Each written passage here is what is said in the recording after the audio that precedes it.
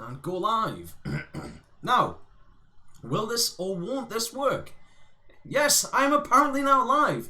Lads, lasses, people with glasses, and of course, all of those in between. My name, in case you didn't already know, is Dexter, and welcome to the Low Energy Livestream for Wednesday, the 22nd of May. Thank you very much for joining me tonight. I am your host, as I just said, Dexter, and I have been awake since 3:30 this morning. So I'm currently surviving on Monster Energy, and I have some of the traditional Irish cola to move on to a little bit later. Now, I must warn you that I have got somebody coming over to do some work tonight. I've got some, yeah. Now that means that hopefully the stream won't be affected, but there is a slight possibility that my electric might go off and my internet will drop and the stream will just cut out. Hopefully this won't be the case, and hopefully the stream will continue as per normal and be as bad as normal. But we shall have to see what happens. Hello there, Martello, and thank you, yes. I do indeed like the backdrop, and thank you very much for noticing the backdrop, and thank you very much for providing the backdrop. No, Ben, it's not new Wi-Fi, it just hasn't dropped out yet. Although, if you mean the backdrop being this thing behind me here, it was pointed out to us last week that because I was backlit, that could have been part of the issue, or part of the reason why I had issues with me with the cam last week. So I have stuck my green screen up behind us to try and counteract some of that light. And it's better. It's not fantastic. I think I need a blackout blind. What's new? Well, the t-shirt is new. I don't know how much of this you can actually see on the camera there, but Immortal Army t-shirt from thanks to Planet Eclipse and Nikki T, and it is awesome. It is lovely and smooth on my body. Feels nice. When I saw it, I'm pretty sure I said about that, like, at some point I've said that, you know, I have become a little bit of a rotund gentleman, and I now wear a 3XL in some t-shirts, and some t-shirts, and when I put this on, when I saw it and saw 3XL, I thought, it could go either way, but this, I feel like it fits me quite well. It's nice and comfy. It's not massively baggy, but it's also not skin tight on my belly, which I don't like when I wear clothes and they stick to my belly. It just makes us feel really fat and frumpy. So, no, you meant my stream dropping out. Oh, right. In that case. Yes, in that case, well, nothing's new. My stream does seem to have a habit of dropping out. Good evening there, Nicky. Not Nick. Yes, we'll go with Nick. I mentioned earlier on, I've been awake since 3:30 this morning, so things could get fun, and I may at any point just randomly pass out. So I am surviving currently on Monster Energy. However, other energy drinks, or other energy beverages are available.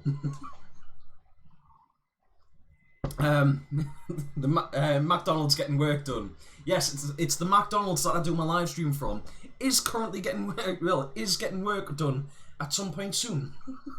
So yes, guys, for anyone that's just dropped in and didn't hear my spiel there a little bit earlier on, I know my streams aren't usually top tier, but this week, unfortunately, I am supposed to be having a little bit of work done. My wife is getting somebody to come over and do a little bit of electric work, which means, now hopefully it won't affect anything, but the lights might go, but hopefully that'll be it. But I'm hoping the sockets upstairs and possibly downstairs should stay on. So in that case, my internet will stay on and everything should continue to run as smoothly as normal. Which isn't actually that smooth. But yeah, it is what it is. So this may actually be my shortest stream ever. One of my shortest streams ever. It may also I may go on for the full 2 hours. Who knows? So yes, for those that have just tuned in, take in the beautiful photography work from the beautiful photography work from Paintball magazine, and I actually think that makes a beautiful backdrop for my shows. I mean, you can't ask for better than that, can you? Right. So now, so lights go off. Can't see you. Win-win. Well, you know, I have considered just doing an audio podcast, but I find that, you know, being able to interact with the chat and seeing myself on camera helps us slow down a little bit, because I realise sometimes I get carried away, and I'm afraid I'm going to go almost ultrasonic, and people from down south or other countries won't be able to understand me. How about finally something to watch? Should run a book on how long before I pass out. Yeah. Well, I have considered, you know, at some point, if I actually have a computer that can handle it, and I've got the time, maybe rigging up my Xbox to things and just doing a live streaming marathon. Just see how long I could live stream for, just for the hell of it. It could be fun. It might also be absolutely terrible. But I've been looking into how I can share my Xbox screen, because I've been watching Martello from the Paintball Mag. I've been watching his live streams recently, of him live streaming some gameplay, and it's making me feel a bit nostalgic for when I used to make gameplay videos, and when I had a bit experiment with live streaming gameplay content a few years back. And I kind of want to do it again, but I don't have the tech to. Or at least I don't have the tech to do it live from the computer. What I would have to do is, you've got to open up the Xbox app or something on your computer, and then play the Xbox to the Xbox app, and then use OBS to play it across onto the live stream. So I might be moving in on your territory, Martello. It was awful, mate. The paintball game. Yeah, I did see. I didn't actually see you playing the paintball game, but I saw you saying, like, you posting up saying, "Will it be terrible?" And well, apparently, from what you've said, obviously it must be. I don't think. I mean, obviously they can't.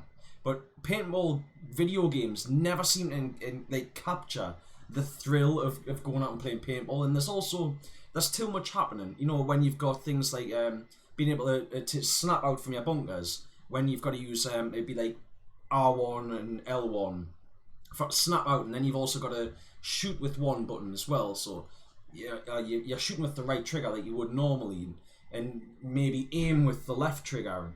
You've got to do all of these different things, and that's just to shoot and to snap out. You've then got to include like moving and diving. It's difficult to do well, and I think there's only, at least in my experience, there's only really been one that I've seen done very well. But there has been, obviously, I mean, Greg Hastings' paintball is incredibly popular and has been for years now. You know, the guy is a pioneer. What was saying? Ben, your lights and ring mains should be on different circuits. Although it's Afghanistan, so you're probably tapped into your neighbours. That's not right. That's not fair, mate. I wouldn't tap into my neighbours. We're all tapped into the local streetlights. Don't know about Southerners. Half the time we don't understand. Yeah, well, I'm trying. You know, doing the YouTube, doing the live streams and stuff, it's really helping us become more sociable. Martello live capture box is in for live streaming.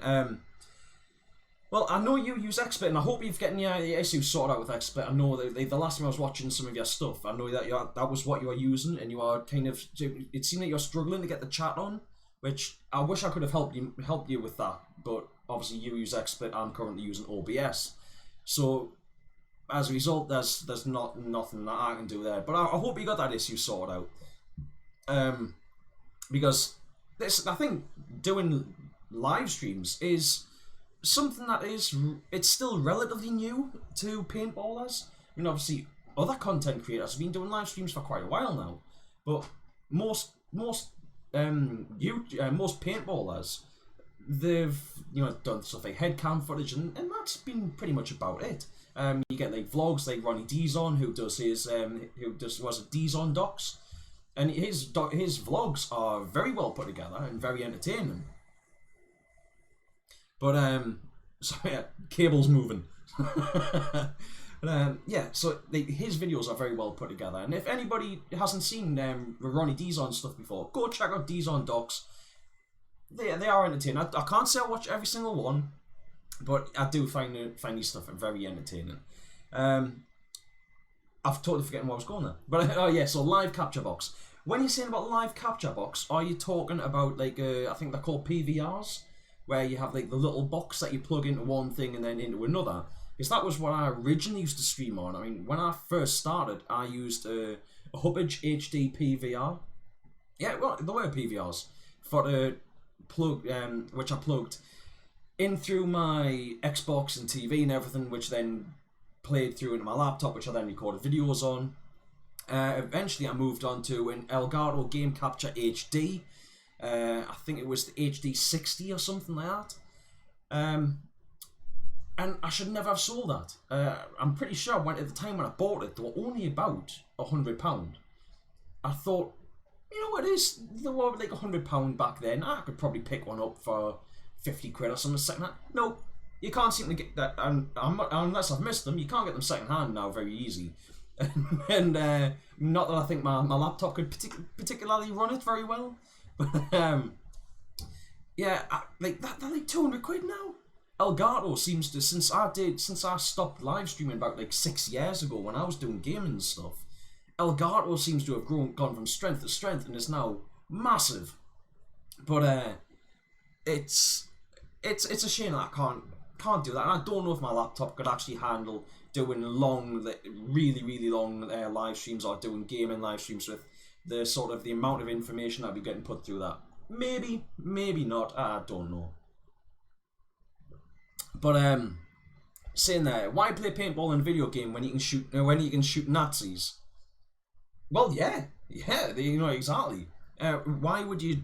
I mean, I think it was World at War years ago where you could turn like a paintball mode on, which was kind of cool. But you killed your opponent with paintballs. It was a little bit naff. And there's been paintball mods on multiple other games as well. But I do think, I mean, obviously, you can put Call of Duty on, and you can kill whatever is the current enemy.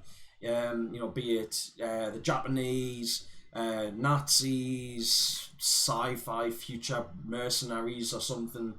You've got Halo where you're killing whatever. I can't remember who the enemy are in Halo. But you've got all these different games where you can fight whoever you like or do whatever. And guys, can we not get into politics on this? Because I don't think if we get into politics, none of us are going to leave this happy. But yeah, in the 90s it was marketed as non-violent first-person shooters. When you say that, are you talking paintball was advertised as that, or are you talking like the Call of Duties and stuff? Because it would make sense that paintball was advertised as the non-violent first-person shooter.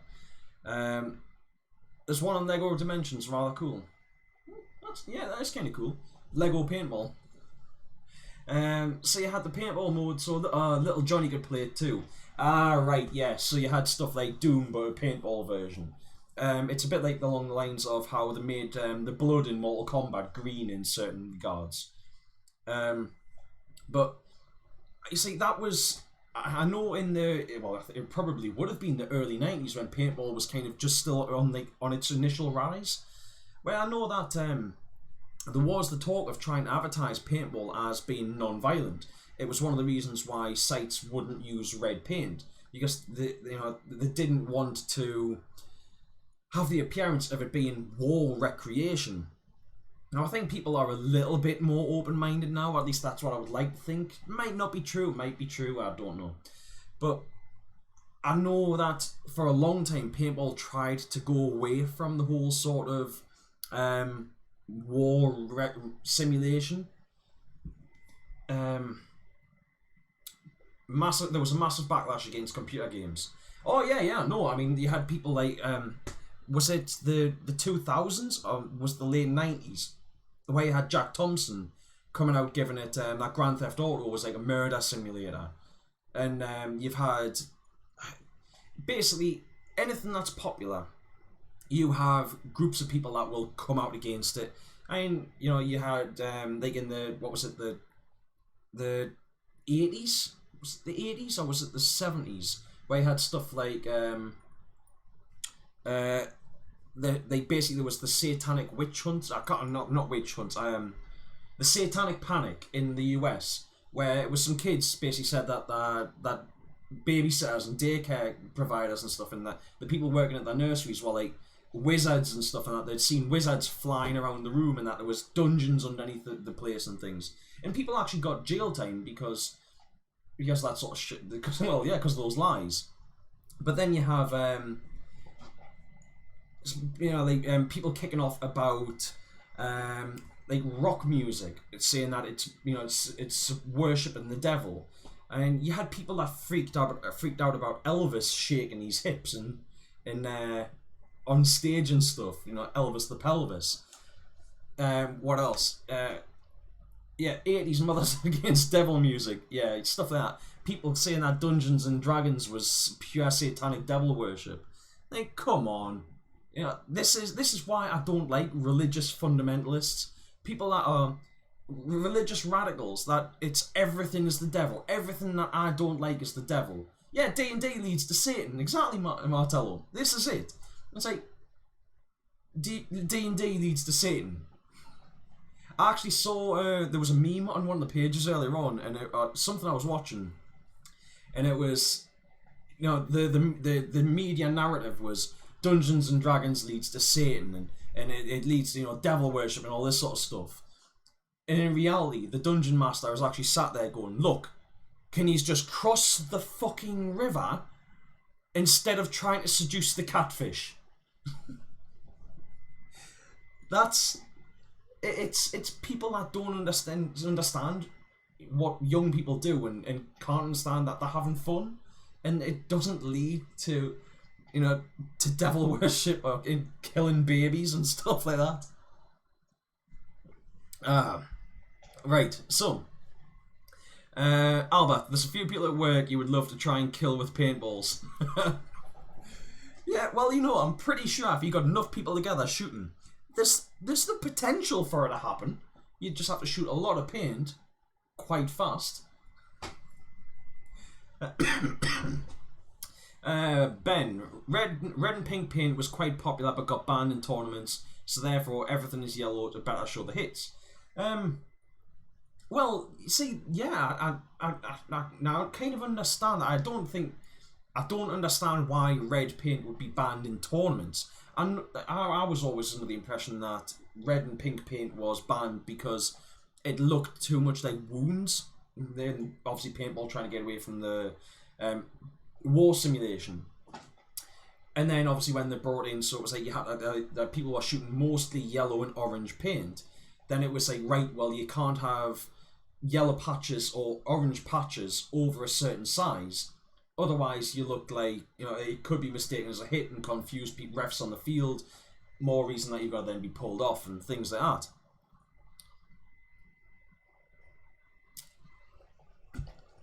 that.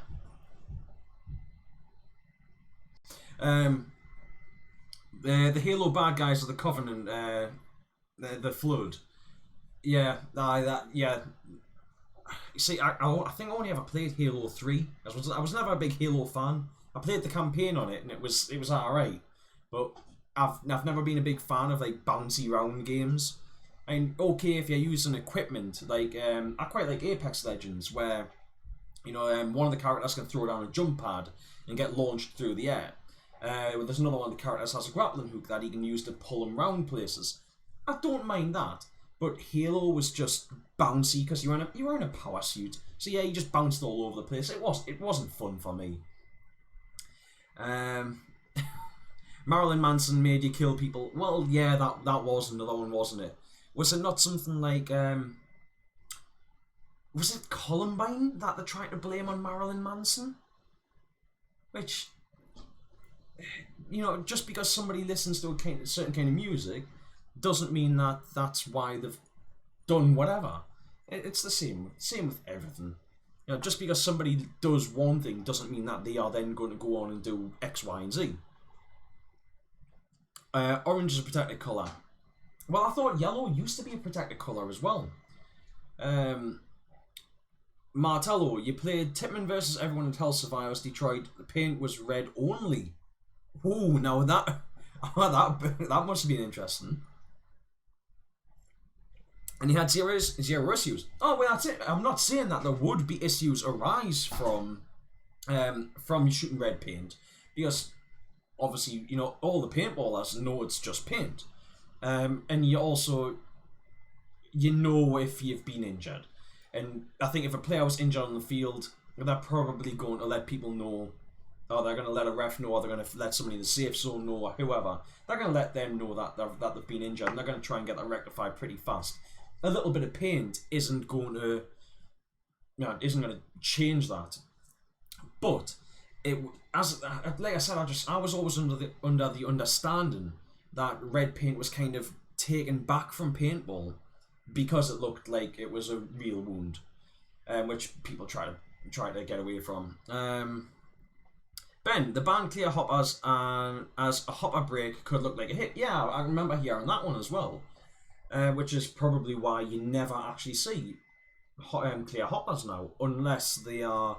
I think you've got like the occasional revies that you still see. I don't think I've seen an egg on a field for years now. But I mean, I loved my egg. They were a great little hopper. Apart from the feed necks. The feed necks on the egg were terrible, and the door, and the battery door. But other than that, other than all those parts that weren't good, they were brilliant. That's it. That's exactly it, Martello. You can tell blood from paint. They're not the same consistency unless you're dead. Ben, pink and red were banned because they look like wounds on field, not so much to get away from plastic Rambos. Yeah. But I can. Yeah. You think this year was idiots using them in the street? Well, yeah. I don't know. Those of you that have been around for a while, you know, every now and then there'll be a story pops up and it's, look at what this idiot has done, blah blah blah. And there was one came up a while ago where it was a guy going out and he was hiding in bushes and shooting at what he called street garbage. And he got collared by the police. It's people like him that make paintball look like, or paintball and paintballers look like idiots. You know, and it's a right shame that happens, because obviously the vast majority of what aren't, the vast majority of what are sensible, are decent people, okay people, but you get an idiot that does something stupid and it tarnishes all of the rest of them. Dr. Rush, and welcome Dr. Rush, thank you very much for dropping in. You have 3 bags of red paint left and you're going to use them at a Halloween event. Go for it, man. You see, like, I've got no objection to red paint, as long as, you know, as long as everyone's all right with it, and everyone, you know, as long as people understand that there's going to be red paint at an event. So, not that I think it should have to be given a shout out, but for the sake of possibly, you know, worrying somebody when they look down and see that they've got red all over their hands, at a moment's glance you might think, oh no, I've cut myself out. But if people know that there's going to be red paint at an event, then they'll probably be alright. If they don't know, I suppose it's always a great surprise. Oh no! Real gun! using red paint at a field now can get you kicked off. Well, hopefully, wherever Dr. Rush is playing, hopefully he'll be alright with that. Well, not alright with getting kicked off. I mean, hopefully the field will be alright with him using these red paint. And I hope that's fantastic for him. I think that would be quite good. Especially at a Halloween event where you're going to expect blood and gore and stuff there. I think it'd be brilliant. And red can stain. Well, I did actually get hit with... I used to have a set of I4s from the original run of them coming out. And I actually had a pink stain like on the part of the nose there. Where it was just a pink stain where I'd taken a shot at the face at a CBBS event. It was a little bit naff, but it wasn't a bright stain. It was just, you could tell. Noise. Right. So anyway, let's jump straight in there. Well, what, 20 minutes in the stream and I'm saying let's jump straight in. Let's get on to where you can go and play this weekend. Now, let's see if I can say this right. This week, we have a plethora of paintball events that you can go and play at. Hey, I think I got that right. So this week, there is Diamond Wars Episode 3 being held at NPF Bassett's Pool. It is £65, including paint.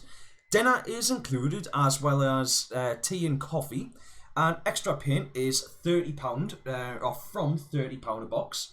For those that haven't ever played at NPF, played at Bassett Pool, it's the same site that hosts Paint Fest, which is a fantastic game. So being held on the same site, being held by the same people, I would say it's going to be a really good game. Next up, there is Ragnarok, which has been hosted by OMG at RAF Driffield.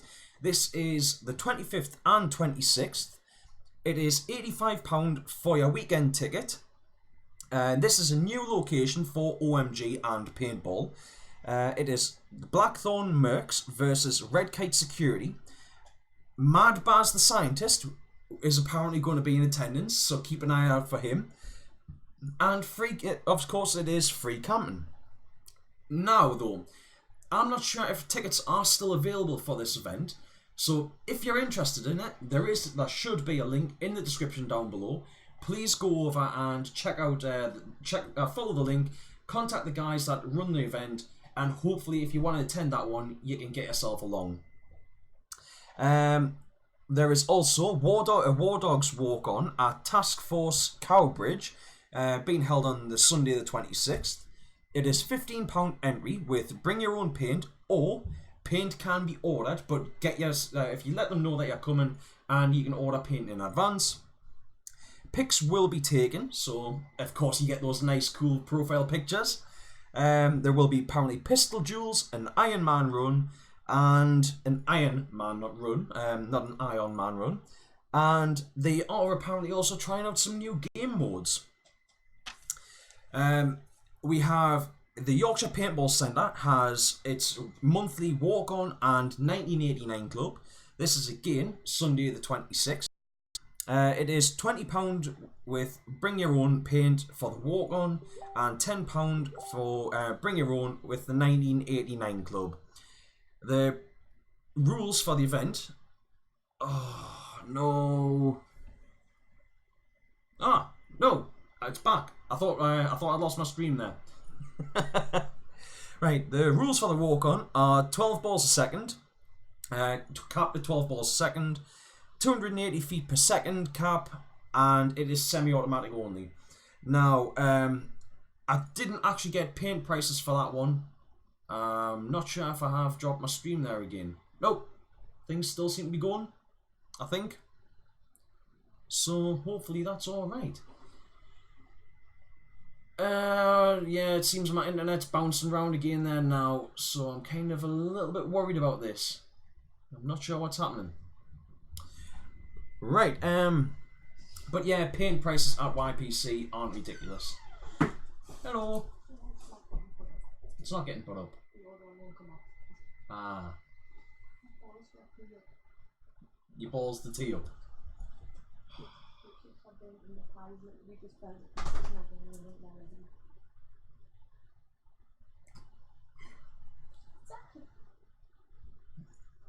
If you wish.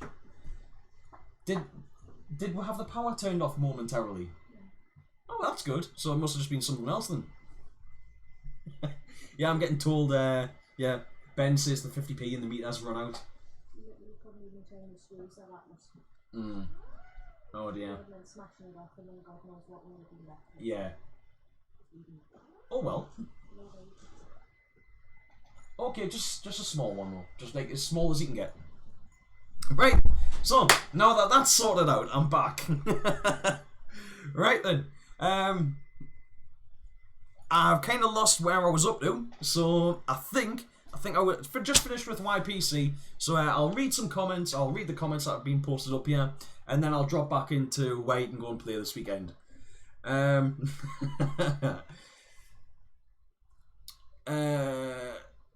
Oh, there we're going, Albert. Right. So Albert says, have I read today in America some 19-year-old has been shot dead shooting a paintball gun in the street. Someone didn't know it was real and returned fire.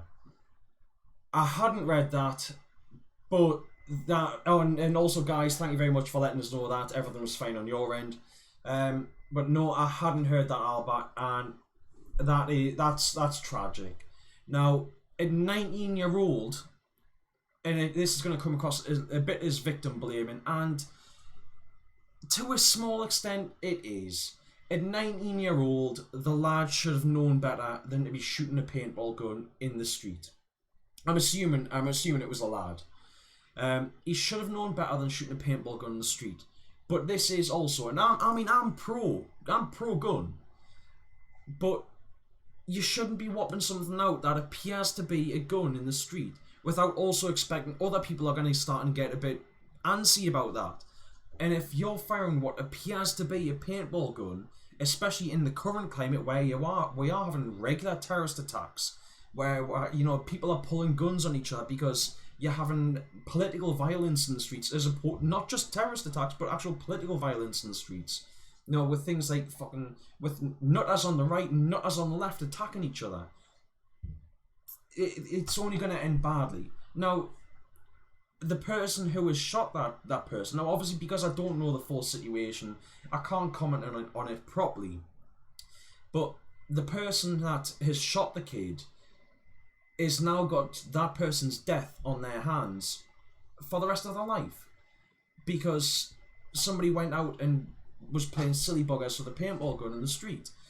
But at the same time, maybe if that person had, and it could have been a very snap decision, but maybe if that person hadn't been so potentially trigger happy, it's an incredibly difficult one.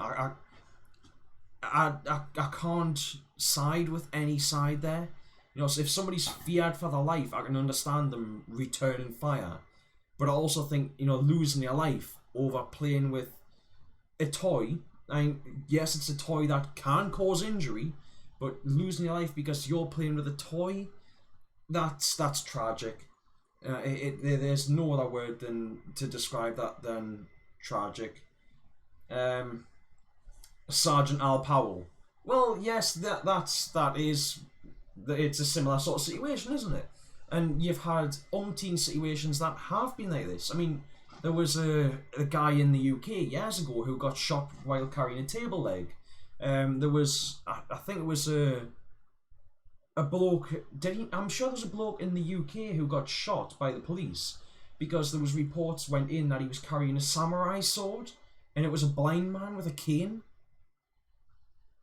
It's stuff like that where people get so hyped up and they're so worked up and so panicked that somebody then ends up pulling a trigger that didn't need to be pulled. But yeah, I mean that's tragic, Albert, and it shouldn't, stuff like that shouldn't be happening. But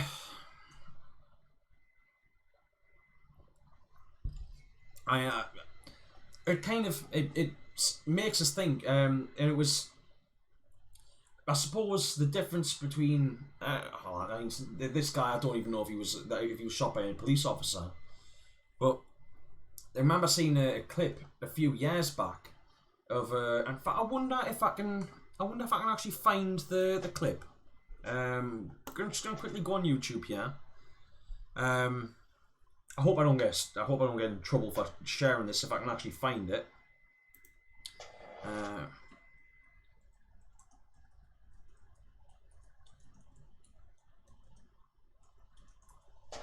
Alright, I'm just gonna have a quick look.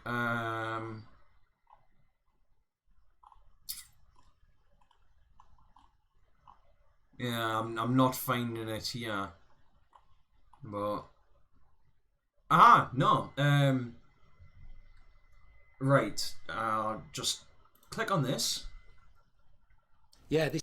And I'm going to. This video is from West Midlands Police. I'm going to transfer it over here. Stick my headphones on so that I can hear this as well. And like I said, hopefully,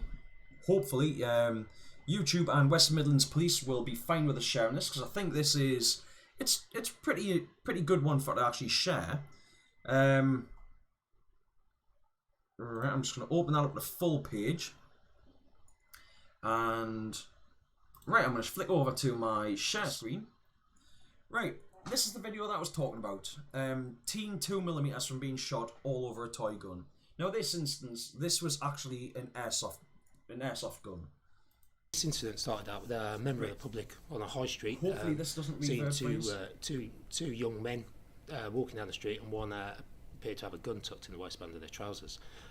They made a 999 call, and armed officers were arriving at that scene within a matter of minutes. They identified themselves as armed officers, and the one lad at this point, I think he panicked really, but he produced from inside his coat what turned out to be a toy gun.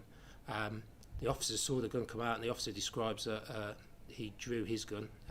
Yep.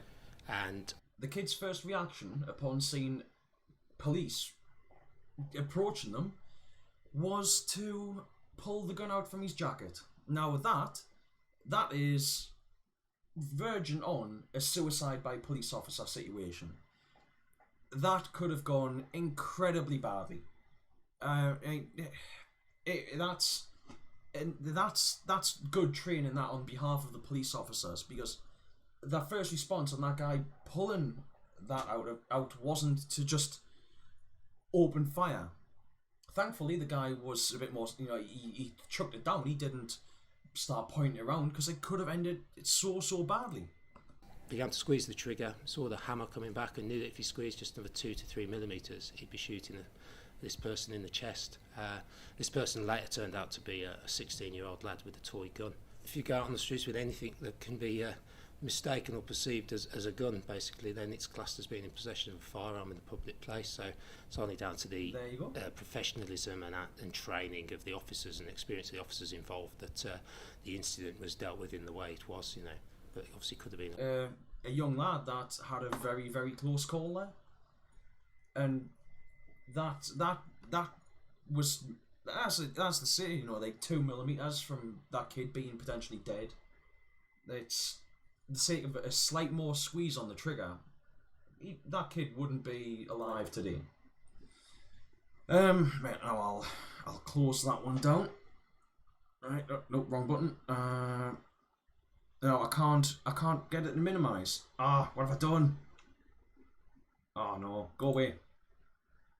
Right. a lot more serious. No, shut up. Minimize. Right, there we're going. So that's close there now. So yeah, this is why, I believe in people being a little bit more sensible with their gear. Try and stay on the right side of the law. Anyway, yeah. Right, what's Albert saying? Houston, Texas, police say a 19-year-old man was shot and killed. Believe the teens went to the home to fight a 17-year-old who lives there. The 17-year-old told his father about the teens, and the father then went outside with a rifle and fired at them. It is unclear if the father knew the teens had the guns that the teens had were paintball guns. Three of the teens with the paintball guns have been detained.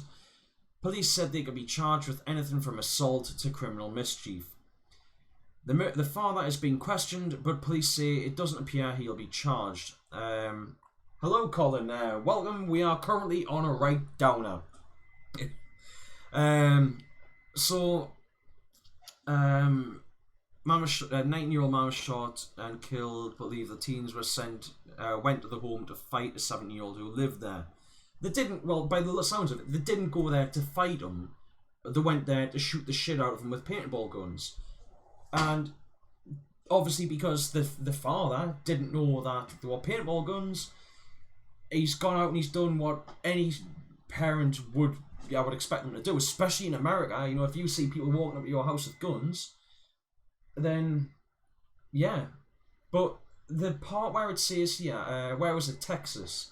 Right, you see, now I know that there is a state in the US where if you are committing a crime and somebody dies while you are committing that crime, or somebody dies who was involved in you committing that crime, you can actually face murder charges even if it wasn't you that killed them. For example, there was a case relatively recently, I think it was within the past couple of years, where a young lass was the getaway driver for a boyfriend, and I think it was like a couple of his friends. She was sitting in the car outside of a house that they were burgling. The lad, yeah, and that's it, Colin, especially Texas. But I think it was a boyfriend. I'm not sure if it was a boyfriend and his friends, or if it was just a boyfriend or one of his friends. Either way, they'd broken into the house. The son of the homeowner was in, and hearing people breaking into his house, he went straight for what was for his home defense equipment, which I believe was something along the lines of like an AR-15, and he defended his property. In the process, he shot and killed at least one of the people breaking in. The other ones, apparently, I think, fled. And the girl, because she was then picked up by the police, was facing murder charges because she was assisting them committing a criminal act. And it was like at least one of them, like I said, died. But yeah, you don't fuck. You don't fuck with people that are carrying guns. And otherwise, shit happens, and it's like, as I said, it's tragic. But they've obviously gone to that house to commit assault on the guy. Texas 90% are carrying. Yeah, well that's it. I mean, Texas, as well as several other states, are open carry states, and it is perfectly legal for them to carry whatever the hell they want for the most part, as long as I think it's like you can't have like rocket launchers, and you can't have certain other things in some states. And other than that, it's like, yeah, just have at it. Anyway, let's try and get away from that. Let's get back to the paintball, because I feel like we're getting onto a bit of a downer here, and I don't want that to be the case. I want the low energy live stream to be a nice, happy place. So, right, where else can you play this weekend? Well, there is Urban Paintball Bassett Law, which is, again, this is Sunday. It is £12.50 entry, and the layout is the CPBS Round 2 layout, which again is the Paris Chantilly Open layout, which I think I covered this either last week or maybe it's the week before. It looks like it's going to be a relatively fun layout. The fact that it doesn't have... thank you very much for dropping the link there, Albert. If anybody else wants to go check it, Albert posted it in the comment in the live chat there. If you're watching this later on, you should be able to open up the live chat, and at this point now, and from following on from this point, you should be able to find the link in the live chat. So thank you very much for that, Albert. Texas, anything up to a 50 cal is legal. Yeah, because that's it. I mean, you have people that actually own like Barrett 50 cals. I don't know how anyone can say that they're, hunting deer with a Barrett 50 cal. However, that's not what the Second Amendment's for. The Second Amendment is there to protect from tyranny. So, yeah. Right.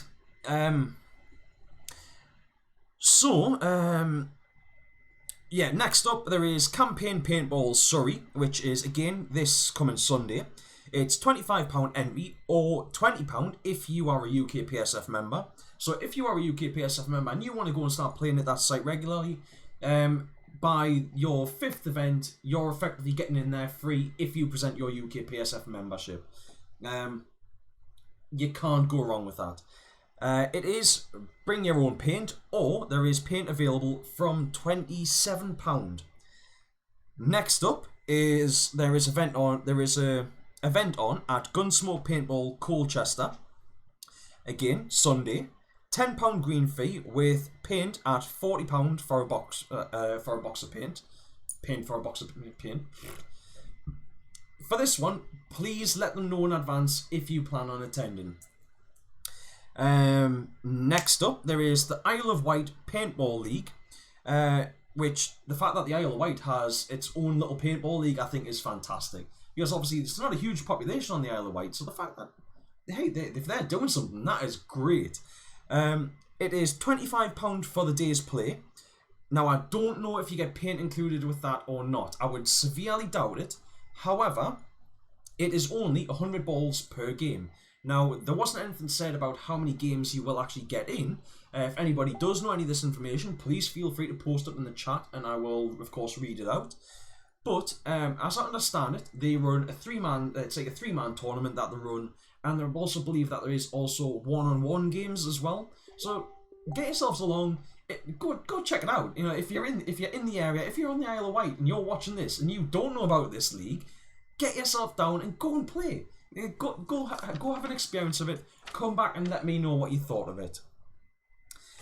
Next up, there is the Dorset Skirmishers at Skirmish Dorset. This coming Sunday, and all I know about it is that it is £30 per box. I did try and get in contact with the guy who's actually organising it. I'm pretty sure it was the guy that's organising it.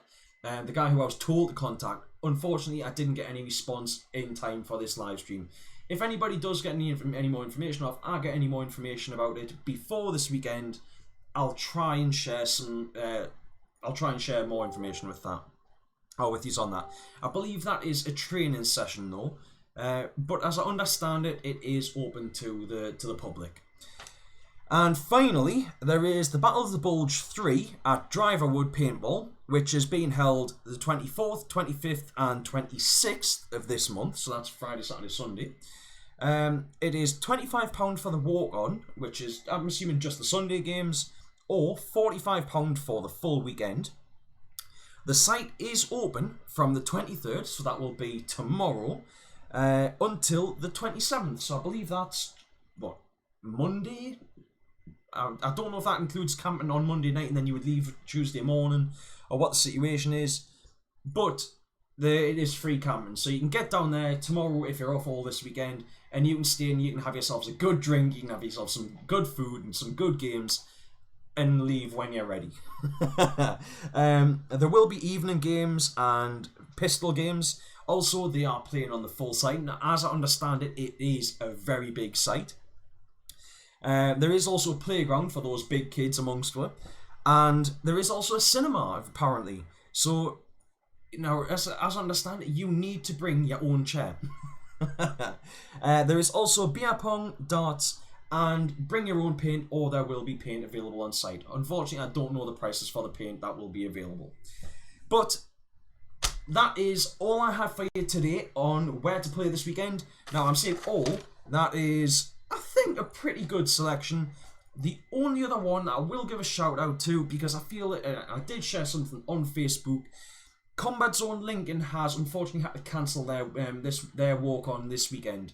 But if you're in the area next month, I think it must be the last Sunday of the month, they host their regular walk-ons. If you're in the area, go down, support the game, support the site, help them keep a regular walk-on running. I want that to be a walk-on in every area, every weekend, every month. That is what I want to see. I want us to get players back on fields, having fun and filling up sites. I want those players to support the industry, the sites to support the top end of the industry with equipment, and I want them to support the players at the bottom who are just coming in and who are regular long-term players. That's what I want to see from paintball. Right, let's drop back into the comments here and have a quick check. Speed next weekend. Yes, indeed it is, Colin. If there's anyone in the chat that isn't already aware, it is in fact the Speed weekend at Ancaster Leisure, which is Interceptors, yay, versus the Joyriders, ooh, which are it's I believe it is Richard Robson, one of the lads from Nest, the team that I play for, that is leading the Interceptors, and it is, I think, Adam Parkman, who is running running the Joyriders, and Adam Parkman is from SES. Well, SES UK, because obviously there is a massive selection of SES teams throughout the world. So it's been a good game for the past couple of years, and hopefully it's a game that's going to keep growing and growing over time. But I'm hoping that this is going to be, I think it's a third win for the Interceptors. So bring the fight. SES, come on, bring the fight. We're ready and waiting. And hopefully it should be a really good game, guys. You know, all in good fun. Hopefully it should be a fantastic game. I'm really looking forward to getting out on the tournament field on Saturday. Right. Colin, anything over a 50 cal is classed as a destructive device. I'd be quite happy saying that a 50 cal is a pretty destructive device. I mean, hell, a 12 gauge shotgun is a pretty destructive device. Albert, no SES this year. Oh, I thought SES were running it this year. If that's the case, who was actually leading the Joyriders this year? If obviously I must be really wrong on this. So if you've got the details, please feel free to correct us on this. I always, if I say something wrong, I want you guys to always keep me on the straight and narrow and put me right. Let me know if I have ballsed something up. Right, what else has been said? Albert, I can get you on a worse downer, dare I say Game of Thrones. Yes, Game of Thrones. Well, yes, that is, winter has been coming for about 21 years now, and that was the ending that we got. I know that the producers and George R.R. Martin apparently had a falling out. Like, I think it was like round about the beginning of season 7, they apparently had their falling out. So that kind of ruined that. But I really hope that the books don't end the same. Now, in the books, you've got characters that they've been missed out. You've got, well, obviously trying to put anything onto screen from book is a nightmare, because you've got to try and decide what you're going to keep and what you're going to bin. But they've missed characters out. They've killed off characters that were supposed to survive. They've had characters survive that were supposed to be killed off. There's been like plot points that have just been missed, and family members that have been wrote out and things like that. Colin, you liked the ending, but it was rushed. The only part of the ending that I enjoyed was literally right at the end. Then I can understand right.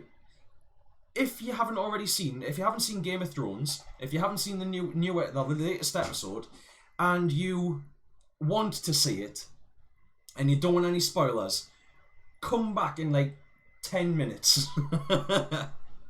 Well, right, so spoilers inbound. Right, first off, I'm going to read this. Bran to Tyrion, I want that one Grey Worm. You can't, he's a prisoner. Bran, yeah, I know.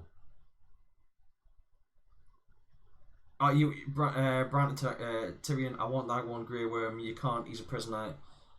Yeah, I'm just getting that. Yes, yeah, I'm just getting that. As in, like, Andy and Lou from Little Britain, yeah.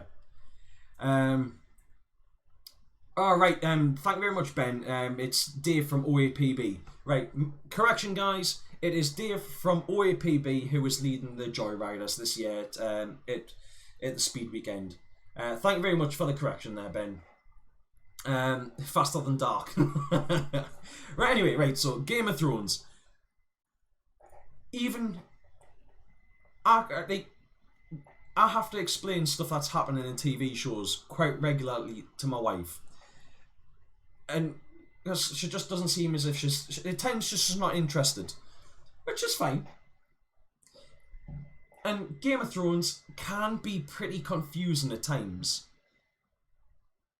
but some people just purely watch it because it's an entertaining show. Don't need to know the story, but there's the violence and all that sort of stuff. It's fun. And even my wife went, well, that's just stupid. And it was. That's the thing. The ending.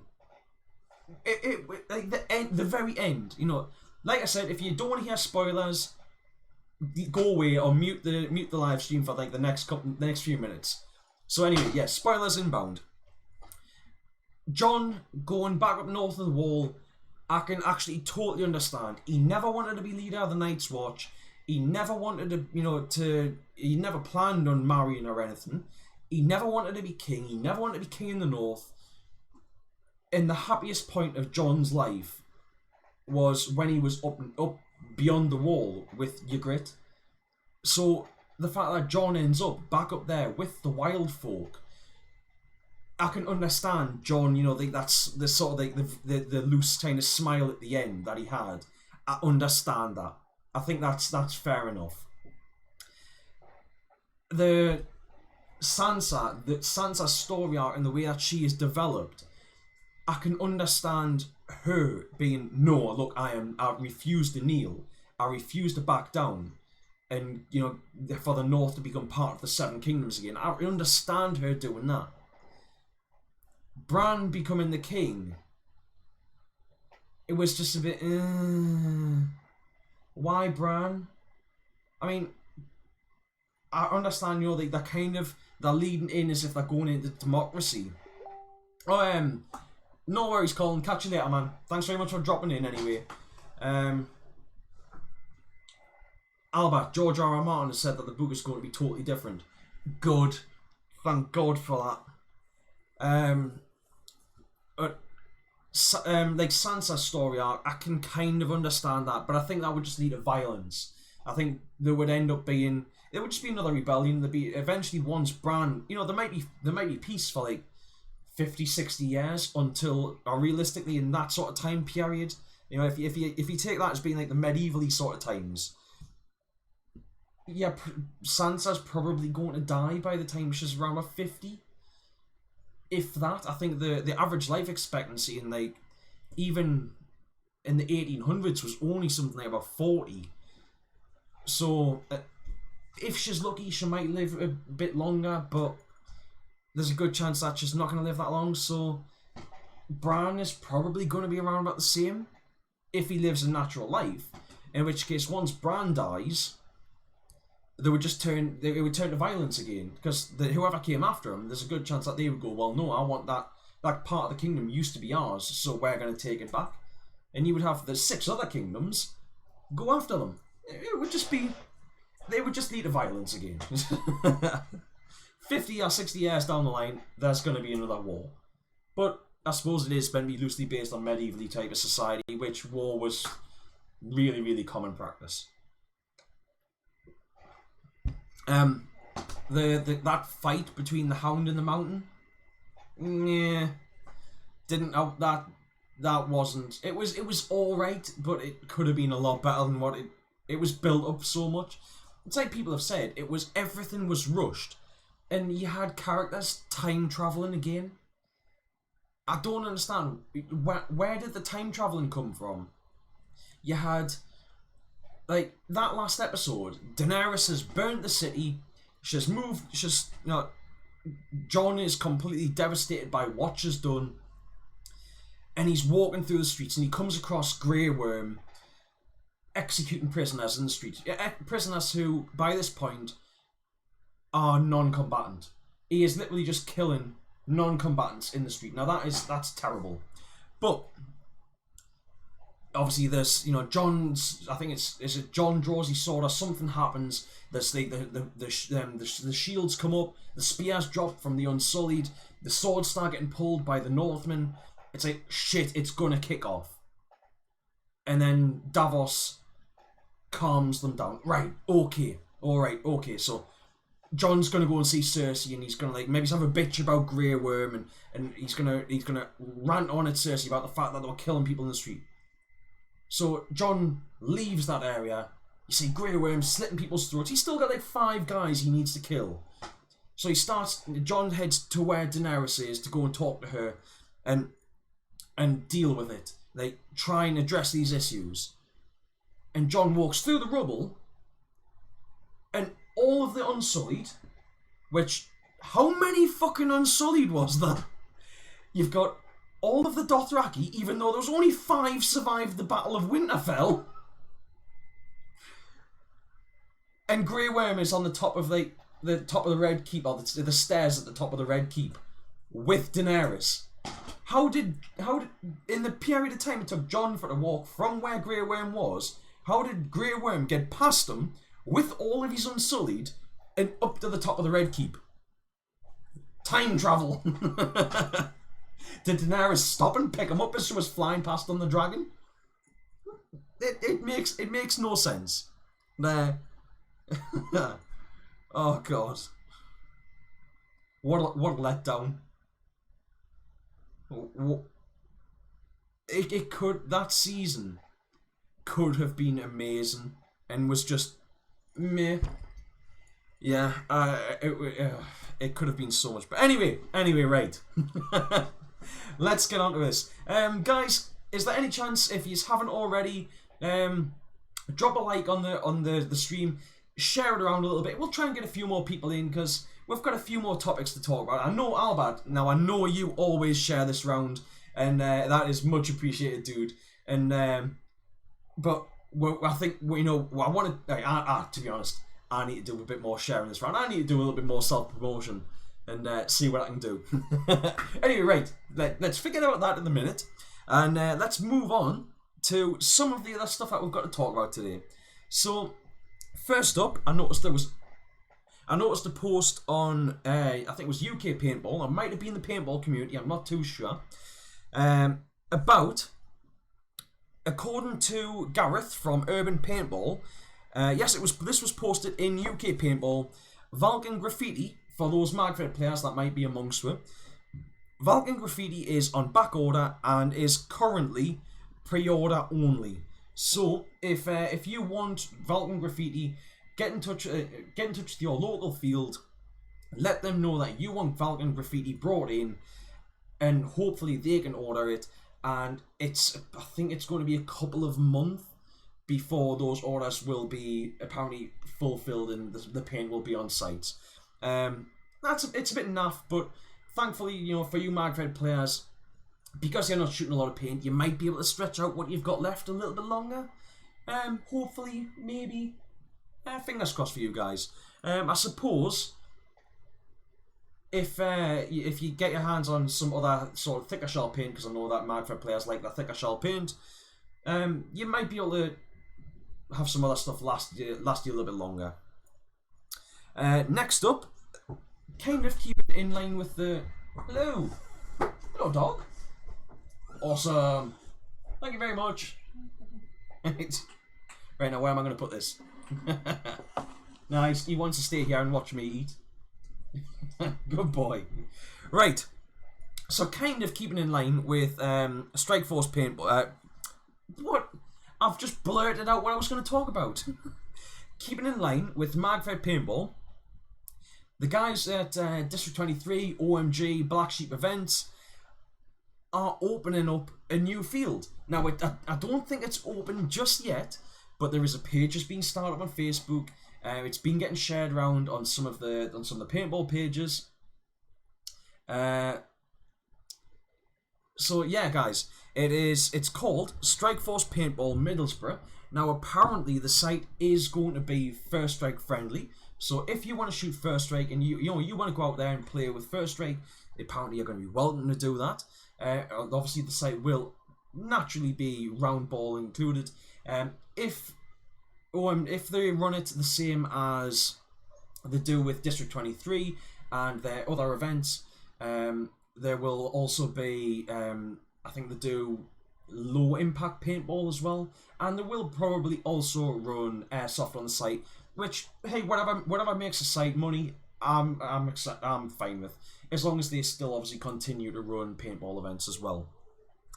But yeah, guys, go check it out. There is, of course, links in the description to pretty much anything that I talk about today, or at least anything that I pre-plan to talk about.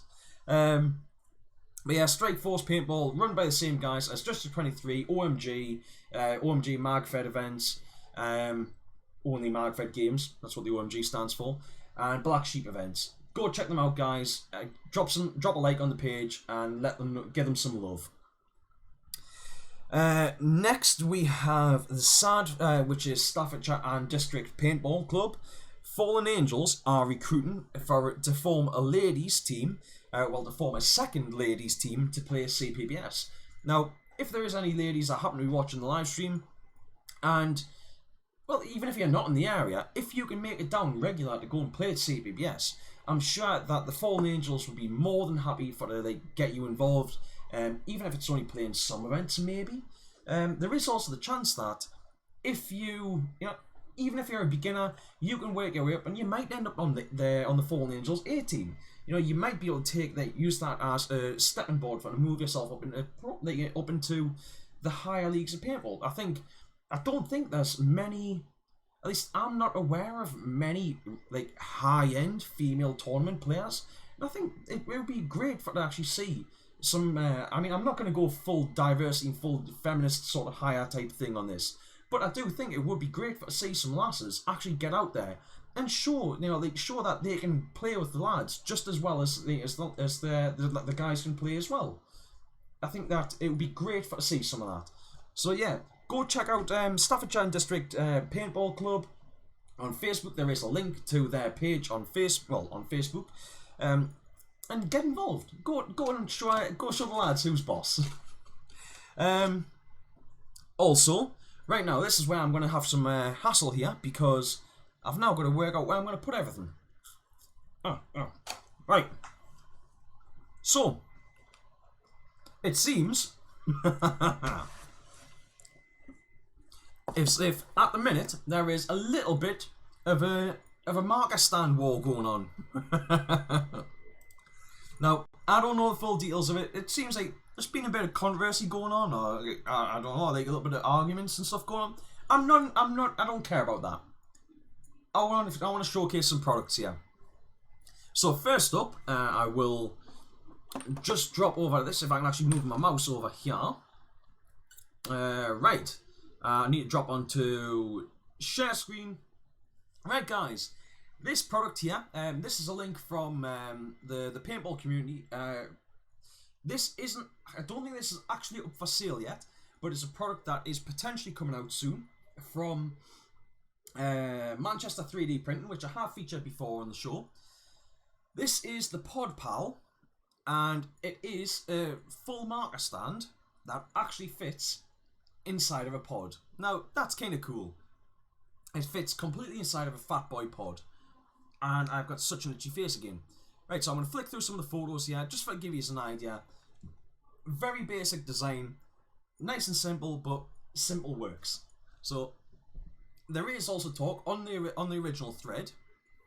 There is also talk on the original thread of potentially being able to put writing into this, because it's 3D printed. You're able to put writing in, put logos in, things like that. But it would be a case of discussing that with the guy that is actually producing them, either which I believe is Liam, or you can contact the Manchester 3D Printing page directly on Facebook. There is a link to that page in the description down below. And my mouse is freaking out again. Right, there we go. And finally, I think it's only 3 pictures here. So as you can see, the barrel sits obviously on the front there, which is obviously standard sort of practice when it comes to marker stands. And it is the ESA, or oops, whatever you want to call it. I actually never know the difference between the two of them. But it is where the tank screws into the marker that actually sits on the marker support there. Now it's not a huge marker stand. It's not one that's going to take up loads of space. You can fit it into a pod. We've all got empty pods in our kit bags. Stick it into a pod, stick it in your bag, and you're ready to go when you want to go when you turn up the field. You can pop this out, set it up, stick a marker on there, and you're good. It's good to grab there whenever you want it. Now we'll just have a quick check here, see if there is another photo. No, it isn't. It's back to the original ones. So, as I understand it, there isn't actually a set price for this marker stand yet, but it is looking to be at around about £20. Now, that may go up, it may go down. You may be able to get team deals if multiple people wanted to buy one of these. I'm pretty sure that you'll be able to sort that out with Manchester 3D Printing themselves. Right, so next we're moving on to the second product here, which is the Jorvik, I hope I'm pronouncing that right, marker stand from Bod's Paintball Workshop. Now, Bod is a guy who has been around in paintball for quite some time now. He's a seasoned player. He's a pretty handy bloke when it comes to building stuff. If you actually check out his Facebook page, the guy has featured quite a lot of products on there, and also some of the work that he's done. In fact, if you are familiar with the Yorkshire Paintball Centre paintball site, Bod was one of the guys who actually helped, if not, and I think he did more than just help, but built the bridge on the site, which, as I understand it, it may have been beaten by this point, but was at least at one point the largest paintball structure in Europe for, well, the largest structure in Europe for paintball. Now that's pretty cool. And I've been on that bridge myself numerous times. It is sturdy, it's solid as a rock, unless of course there's pyro going off underneath it, in which case it's terrifying. It's not the bridge, it's not because the bridge is moving, it's because everything is moving. But yeah, Bod makes good stuff. So anyway, we're going to have a quick look through some of this. Obviously that's the marker stand itself. Now this one is a little bit more engineered. You know, you've obviously got the same sort of, it's a similar style. You know, you're supporting both the barrel and you're supporting the ESA, but there is obviously a little bit more to this. So we're going to flick through, and you can see it all does actually also extend out a little bit further. So you've also got tank support on this one. Flicking on a little bit more. Now this one, unfortunately, because it can be made a little bit longer, this one doesn't actually totally fit into a pod. However, you can still see that it's not going to take up much more room than the previous one from Manchester 3D Printing. Oh. As you can see, it all folds down into a tiny little space there. I mean, that's minute. So it's all nice. It's, you know, you can see where it's got the O-rings on stuff there. It's sorry, I've got onion rings stuck in my throat. So it's got O-rings on there, so you know where your marker's going to be resting. It's not going to be rubbing up against bare metal. You've got the tips have been capped off as well, so you're not going to gouge anything with that. And I'm hoping that there is. I'm not sure if we've got any more here, but you can see there's more beautiful glamour shots available there. Nope, unfortunately there isn't actually a photo here, but if you look closely, flick through a little bit more here and see if you can see them. Right, at the bottom of the stand there, where it actually holds the barrel up, you can see that there is a little loop of metal. There is like a little tube at the bottom there. Apparently, if you want, you can actually use a piece of metal dowel to secure that stand to multiple stands and have a full team rack, which I think is a very nice touch. But anyway, moving on from that, I'm just trying to find my mouse here. Right, where am I? Right, let's drop back onto the main screen. Right guys, I am back. Let's drop back over here. I think I can see that I've got some comments popping up. Right, Albert, get better markers, you'll not have that problem. I think that was in regards to paint getting squished in needing to have thicker shell paint, which I do agree with that, Albert, but I also can't criticise anybody for their choice of marker style. I think everyone has their different choices of markers, what they like to shoot, what they don't like to shoot. Obviously, me and you, we like pumps, and hello? Yes? Yeah, me and you like playing pump, and it's obviously that to me, playing pump is the ultimate play style. It's it takes a lot of skill, a lot of practice. It's just what I like to do. But I'm certainly not going to criticise, at least not seriously criticise, other play styles, and I know that you're not either. Right, Albert, don't know if still play, but you remember an all-girl team called Poison Ivy? Yeah, I mean, this is it. There has been several, there has been over the years, several all-girl paintball teams.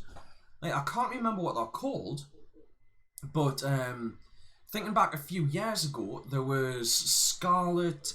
I'm not sure if Black Widow played, because there was an all-girl team where it was Susie Barnett, Cherie, I think Cherie, but I'm not sure. Scarlet, Kirsty, and I think there was a few other lasses played on like an all-girls team. And I think they seem to be doing all right for a while. And then I think a lot of those lasses have dropped out now. Now I think the only one who's actually still around is Cherie. Like I said, I'm not even sure if Cherie actually did play with them or not. I can't really remember that well, but they did seem like for a while they were doing really well. Hello there, Nightmare. Welcome to the live stream as always. You've got 100 Fat Boy pods. Well, there you go, mate. If you've got 100 Fat Boy pods, you can go get yourself at least 50 of those marker stands. Help out Manchester 3D Printing. Throw some money their way, and get yourself a good collection of marker stands. You just bought 5 gun stands. Awesome, man. Well, did you get all from the same place, or did you get them all from the same place, or did you go like separate places there? Because I think, you know, if you've dropped like the money for 5 marker stands on one person, I think that's pretty cool. Albert, you like taking the piss? Oh yeah, me too, mate. Obviously, at one time I was known as being a bit of a troll on the paintball boards, but I wasn't that bad. I just like to have a bit of a laugh. I'm trying to think, was there not Destiny at one point as well? Because I'm sure, obviously, you had like, I'm not sure what Destiny, a British. I think Destiny were a British team. I mean, I might have it wrong, but yeah, I want to say Destiny. Because you had, I don't know if they were even the same people, but I'm sure you did, yeah. Because they obviously had like Disruption, and I can always remember thinking it's like they were sort of vaguely similar names, and thinking like something's getting them like a little bit mixed up in my head when talking about them. But yeah, Manchester, but you made it into 5. Ah, good lad. And there is an all-girl team in America. Well, that's it. I mean, obviously America has a larger team, a larger pool of players to actually pull from for the produced teams, like where they're all female teams and stuff. Poison Ivy was an all Swedish girl team. Oh, right. See, I've never really paid that much attention to, as much as I love playing tournament paintball, which I haven't done properly for years now, but as much as I enjoyed playing tournament paintball, I was never one for really keeping track of who played for what or where teams came from or anything like that. I mean, obviously you had, I think it was like the Manchester firm, which obviously Manchester. You had stuff like that, like London Tigers and things. You know, if they had where they were from in the name, then you could go, right, well, they're obviously from that area. But for the most part, yeah, Fat Ladies Charms. Thank you very much, Ben. Yeah, I remember them.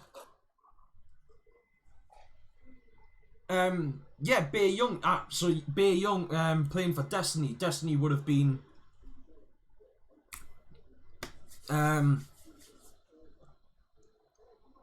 what's the? Oh man, what's it that like Alex Frazier,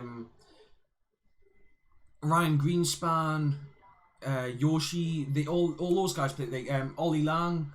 What was the team that they played for? Just no, that's Disruption, man. I can't remember. One of you guys will know what team I'm talking about.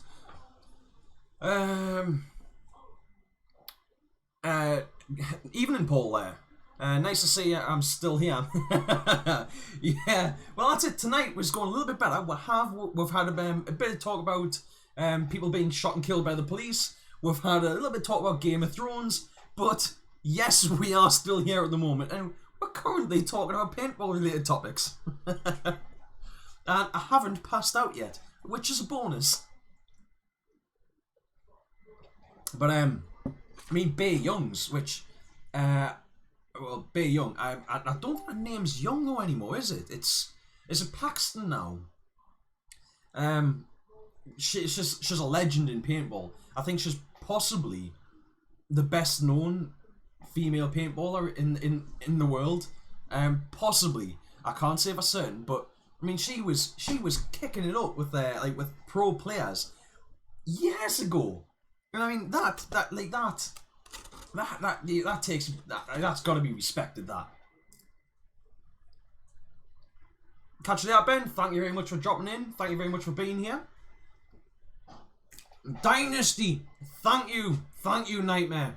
That was the one I was trying to think of. Dynasty. I think that's where I've been getting it from before. It was Dynasty and Destiny. Thank you. That would have probably continued to do my head in all night.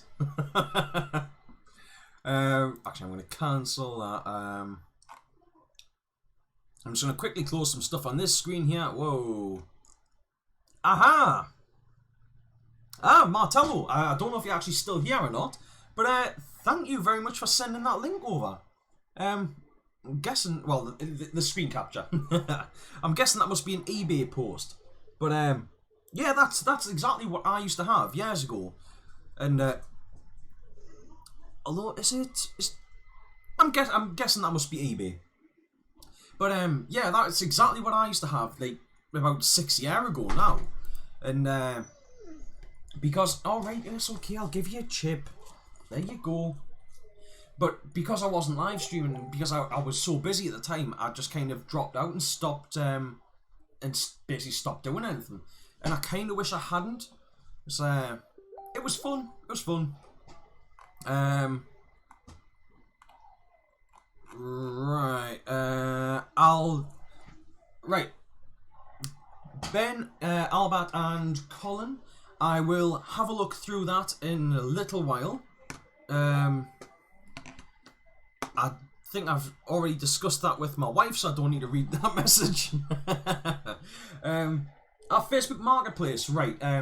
Okay, that I've never actually bought or sold anything on Facebook Marketplace yet. I don't actually know how it works. But I still like using eBay because I feel like, you know, it's taking power away from the Zuck. Right. So,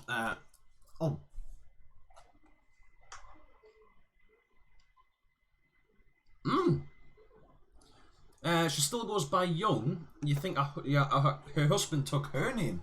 Very progressive. I mean, I can't say that. Like, if I was marrying a superstar, I'd be kind of tempted to take their name as well. But yes, bye Ben. What else we got? Oh yeah, so and it's Facebook Marketplace, Martello. Well, but thanks very much for sending that to us. Now that I know I can actually get them for a bit cheaper, I might actually look at buying one at some point in the future, because I kind of want to stream some old stuff. I kind of want, like, I've got one of the oh hell man, what they're called, the Sega Mega Drives. I got a Sega Mega Drive for Christmas like 2 years ago, and I kind of want to stream some like Sonic the Hedgehog and Mortal Kombat and some things like that. I think it'd be really fun. But yeah, I might have a look at that and start actually doing some live streaming of gaming again. Maybe. No, I'm not committing to anything. You know, I don't like to commit to stuff, but but maybe. Nightmare, you've owned 100 markers and sold 50. You only kept your favourite ones. It's easy to build up a collection, mate. I've never hit that many so far, like, but it's easy done. Right. So have I got anything else to talk about today? I haven't actually got any more proper topics to talk about, so I'm going to give this one last thing a shout out. And then it'll be down to you guys if you want to ask us questions or anything, and I'll respond to whatever you just want to kind of throw at us. But the last thing that I want to give a shout out to do today is Nicky T at around about 6 o'clock today uploaded a video to his YouTube channel and also to his Patreon, which if you aren't subscribed to his Patreon, and also I will also give a shout out to the Paintball Mag. Both of them have Patreon accounts where you can subscribe to them, and you can subscribe to both of them for I think around about the cost of like a packet of crisps and a can of Coke. it's pretty much pennies, and it's supporting UK paintball industry for both those guys. And it's not like big business. It's not people that are making multi millions. It's people that are working more ground level and who are actually putting in good graft. Not that I'm saying that the guys at the top aren't, but obviously we want to try and support people that are a little bit lower down, who are gonna like support the players in return at a ground level. So anyway, Nicky T has uploaded an interview with Marcus Davies from the UK Predators. I think it's Davis, sorry, not Davies. And it's I thought it was brilliant. I thought it was a brilliant video. They've done the interview on helium. Now I don't know why this idea was or why they thought of this idea, but it was great watching, because so you can see they're both having fun with it. Now they do obviously Marcus answers Nick's questions quite. I don't want to say seriously, because obviously it's that they're having fun, but he obviously gives his answers and everything. But you can see that they're both having fun with it, and when you can see that the guys are having fun with it, I think it just makes it a more enjoyable experience for the people that are watching it. And I genuinely enjoyed watching their interview, and I think going forward, I think all interviews should be conducted on helium. I think everything should just be done like that. And it was really great. It was really good to watch. So yeah, there is a link in the description down below to that video. Please go and check it out, guys. It's only about, I think about 4 or 5 minutes long or something, the video.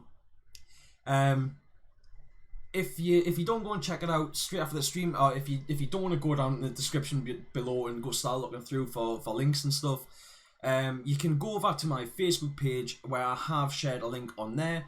Alternatively, if you look for Tritonology on Facebook, you'll find Nicky T's Facebook page, and I've got every faith that the link has also been shared on that. Go check it out, it's good fun. So anyway, that is everything in the notebook done for today, so I'm going to put that to one side.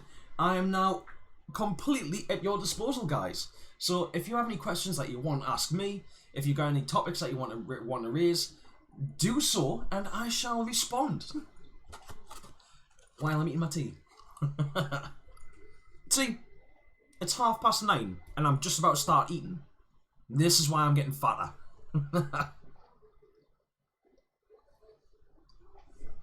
Right, what's going on?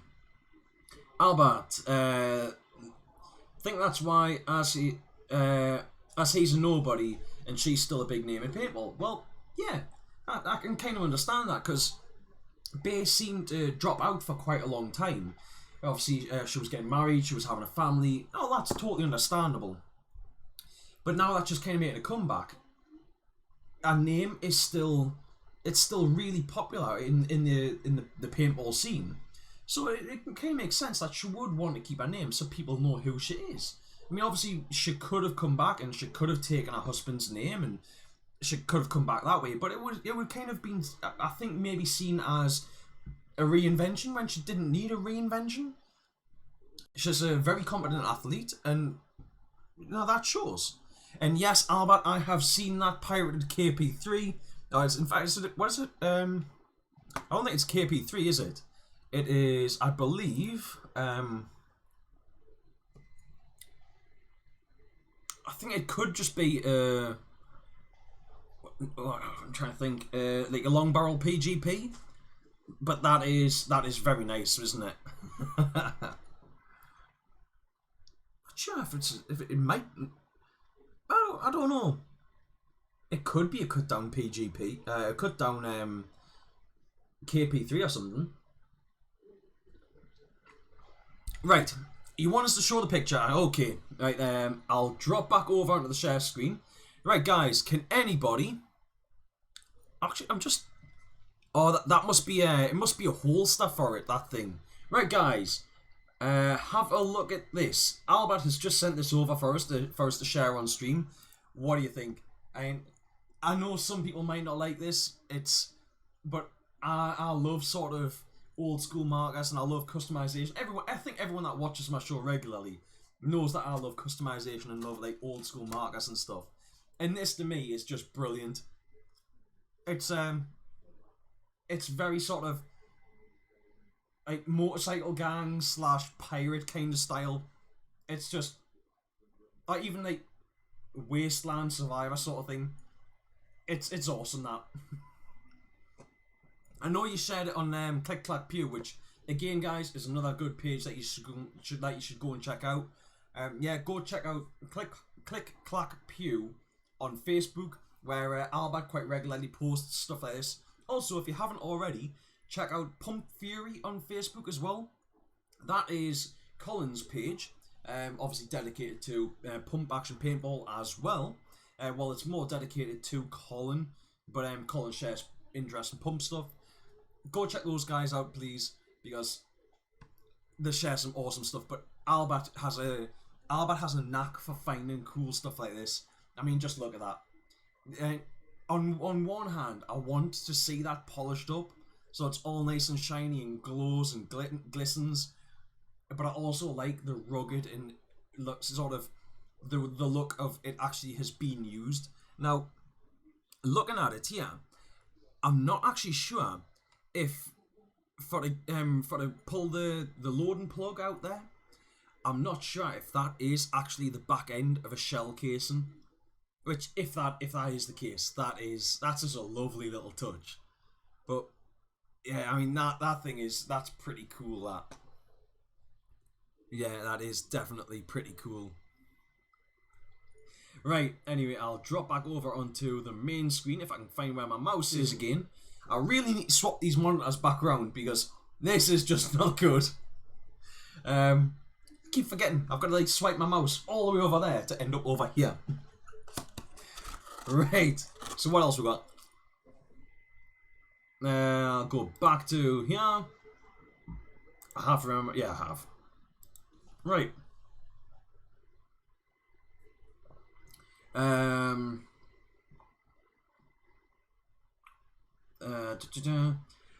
But it's the same with your head wraps. You're just collecting head wraps as well. Thing is, everyone needs a hobby. And I might see you in District 23 soon. Awesome, man. Are you starting to drive? Because normally, when I hear that, oh, you might see us soon somewhere, it's because somebody's learning to drive. So, if it is, mate, good luck. I hope you pass your test first time. Do better than I did. I passed my test the second time.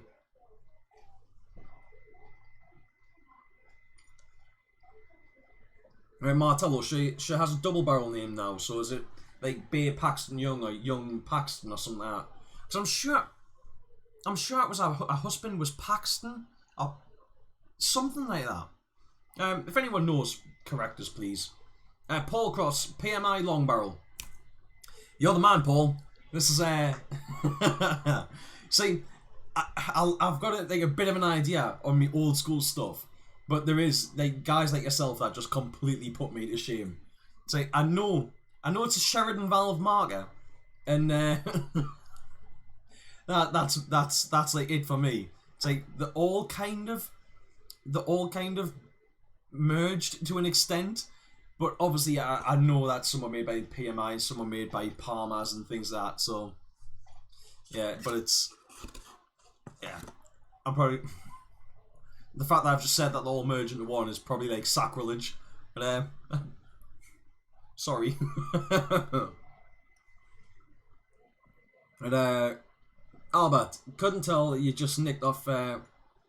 Couldn't tell you you just nicked it off Facebook because it looked cool. That's all it is. All it takes, mate. I mean, if anybody ever sends us anything, if you've got where the post originated from, or if you know that it is a photo, that was taken by somebody in particular, can you please let us know that? Because I'd like to give shout outs to people that take awesome photos and people that, you know, make awesome creations and things like that. I want to give people credit where credit is due. But I just love seeing stuff like this. Paul, or stock class.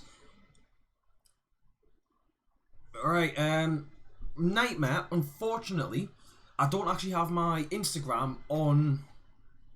I don't have my Instagram on my computer. I don't actually know.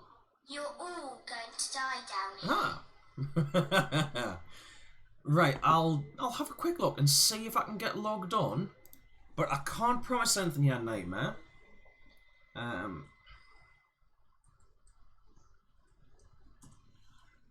Right. Let's see what I can do. I'll see if I can share your photos. Right. The problem is, I don't even know... Do I have what I need in here?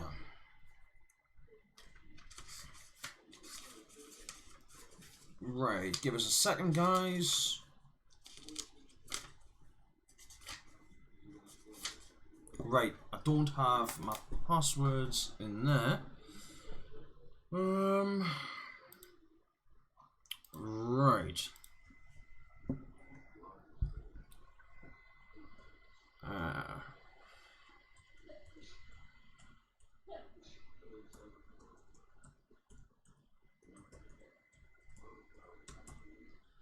Right now, this is going to be a bit hit or miss as to what works here.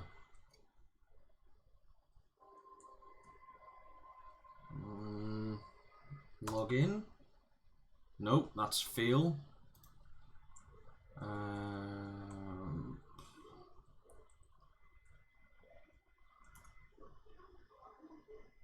Nope, that's another fail.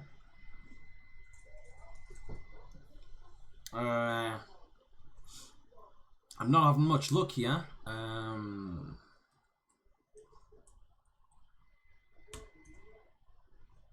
No.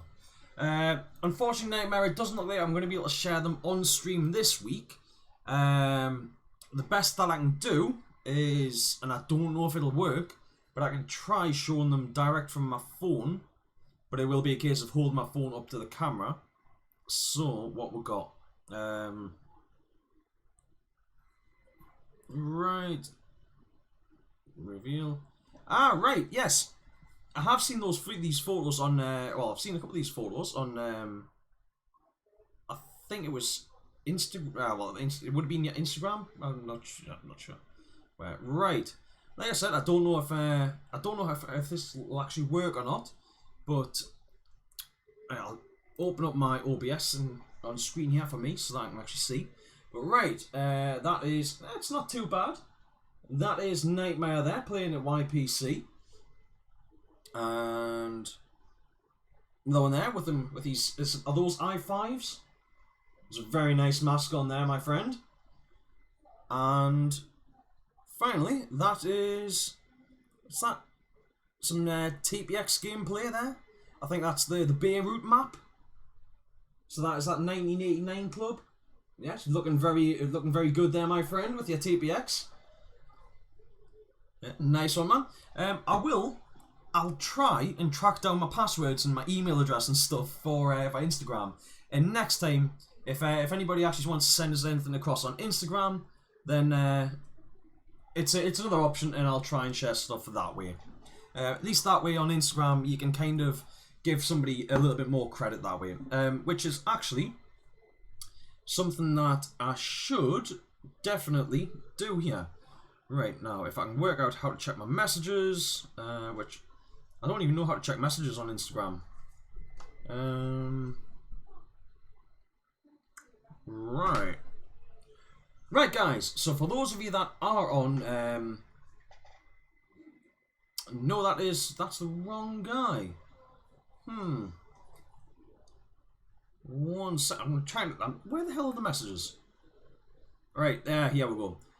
Right, and guys, for those of you that are on Instagram, if you check out Nightmare_SpeedQB, you can go and check out Nightmare's photos on Instagram. In the flesh instead of through a screen, through a camera onto another screen. But yeah, go give him a like if you like his content. Give him a like, give him a share, give him a follow, and hopefully we can help. We can continue to grow UK paintball. That's what I want to see. I keep saying it, but it's what I want to see. Right. So let's drop back into the chat room here. Right. So yeah, I think we're roughly around about here. Paul, stock class, or stock class. So it'll be the PMI stock class. Because that's it. There was different models where you had like you had the feed necks on as well, as opposed to actually having a stock class tube on, didn't you? Now personally, I think the stock class on the brass just looks far better. I've always kind of thought that where you've got the feed necks on them, they just don't look right. Now I understand at the time, like, some of them were even modified. Some you had like people would cut the stick the stock class feed off so that they could mount they fix stick feed necks on, so that you could then put hoppers on the top and increase rates of fire and stuff like that. I know that was happening because of the sort of paintball arms race at the time, but the fact people did it was just so disappointing. You know, destroying some of these beautiful markers, which I would love to get my hands on, like a proper KP3 now. I know it'd be heavy and I know it'd be unwieldy, but if I could get my hands on one of them, just having one, I'd be happy. But if I could actually get one that was firing like 300 feet per second, or well, 280 feet per second, it would be awesome. And they are beautiful bits of equipment. Oh no! Now they spilled my food.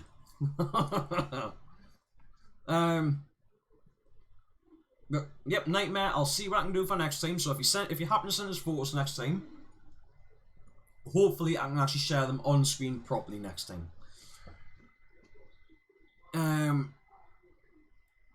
Paul will let us off, bloody youth.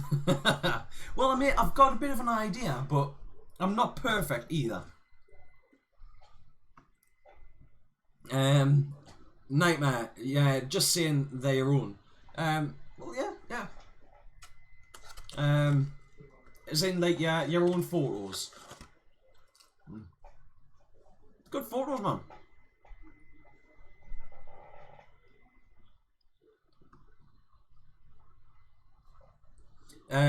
Nightmare, you play the normal walk on with the TPX and stuff on. Well, that's the thing, mate. I went through a phase where I started off with an electro. I went on to an open class pump. I then went down to a stock class pump.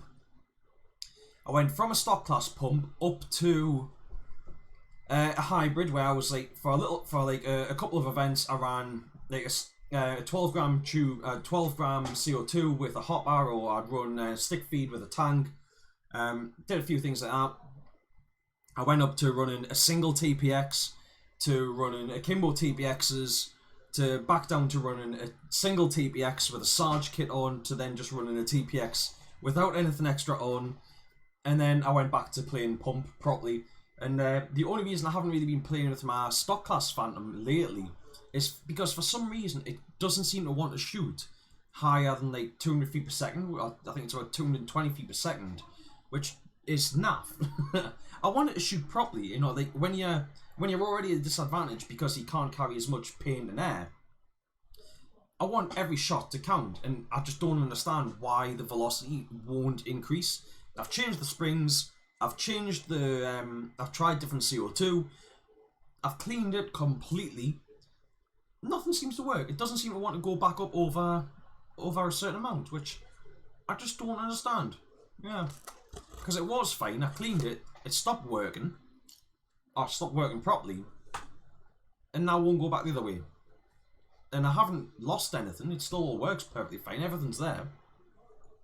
I don't know. Good evening, Richie. I hope that you're doing fine on this fine Wednesday evening. Thank you for joining one on the Low Energy live stream. Right, so Albert's comment here. Yeah, Paul, right, and owner of said gun is Sean Matthews, and he calls it, oh God, I'm slurring my words again. And he calls it Mayhem. It's off Old School Paintball Guns on Facebook. I'm not sure. I think I'm on the Old School Paintball Guns Facebook page, because was there not? Because there was a division not a while ago. There was like I think there was a fracturing of the group on what was and wasn't old school, and there was old school before 2005, and then there's old school like electros or something like that. I think the general consensus was for it to be old school, it had to be before 2005. But there was then some people that were just like, no, if it takes batteries, it's not old school. It was something like that. I mean, I think that fracturing was like a few years ago now, but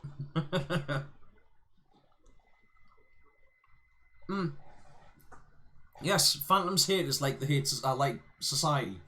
Well, yes, society does seem to hate gingers. That is indeed true. But no, I mean, my open class fandom works flawless. Can't fault that thing. Although at North versus South, I think I did chop a ball or something, so it did shoot a bit naff and meant that I missed out on a few shots. Also shot some people more than I needed to do. But for the most part, it worked. That one actually works fine. My proper old unibody Phantom that I got a while ago, that seems to work fine. Just for some reason, my stock class Phantom does not want to shoot the right velocity. I don't know why. It's really annoying. Right, what else we got? Albert. It says a lot. It says a lot. Then one of them likes. It says a lot when one of the likes on the original post is Glenn Palmer. Well, yeah. I mean, again, Glenn he's another legend within paintball. The fact that you've got somebody that, you know, from one of the Palmers liking stuff. It's how many. I'm trying to think. Well, how many sports do you have that? You know, like, can you imagine? I don't know much about football, but can you imagine Bobby Robinson? Bobby Robson? Like in somebody's post on Facebook. I mean, obviously, I think the guy's dead now, obviously, but possibly a bad example. But yeah, I'm sure you understand what I'm getting at. The idea of having like legends of football liking some guy's post because he's bought a new set of boots or something. It wouldn't really happen. I mean, things that would get overlooked, but I think it's another one of those things that, you know, it's a great thing with paintball, is that they're so, we're such a tight knit community, and yes, we have our fallings out and stuff. You know, there's constantly squabbles going on within the paintball industry, but ultimately, you know, we do kind of work together quite a lot. And it's a shame when there is actually guys that do stir up a lot of hatred within the sport, or cause a lot of genuine trouble. It's terrible when that happens, but it doesn't happen all that much. That was it, Bobby Charlton. So, what was there was another guy. It was Bobby Charlton, and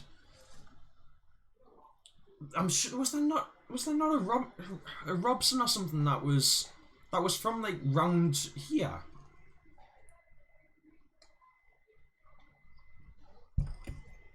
I don't know, Albert. I know naught about football.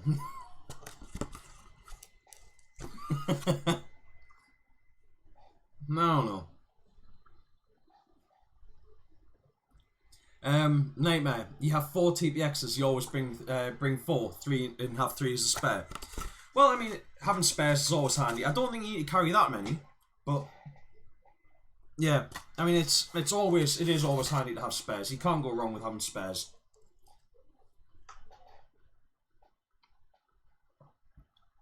Brian Robson, isn't he on like Night Owls or something? Nightmare. You had an automag for a year now, but it's in London. well, get it and take it out and play it. I'm sure that one of the guys at YPC can give it a service and stuff and make sure it's all running nice and smooth.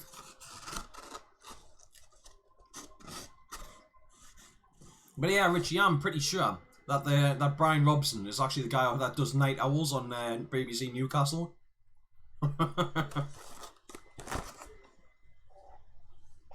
But anyway, guys, right, has anybody, before I go, because we're kind of getting on a little bit tonight, and I would also like to eat my food before it is completely cold. Not that that's your fault, that's just, I got delayed tonight and I wasn't able to get my tea on time. So, does anybody have a topic that they would like us to talk about before the stream ends? He was from the Borough, and played for England. Right. But is he also still on Night Owls?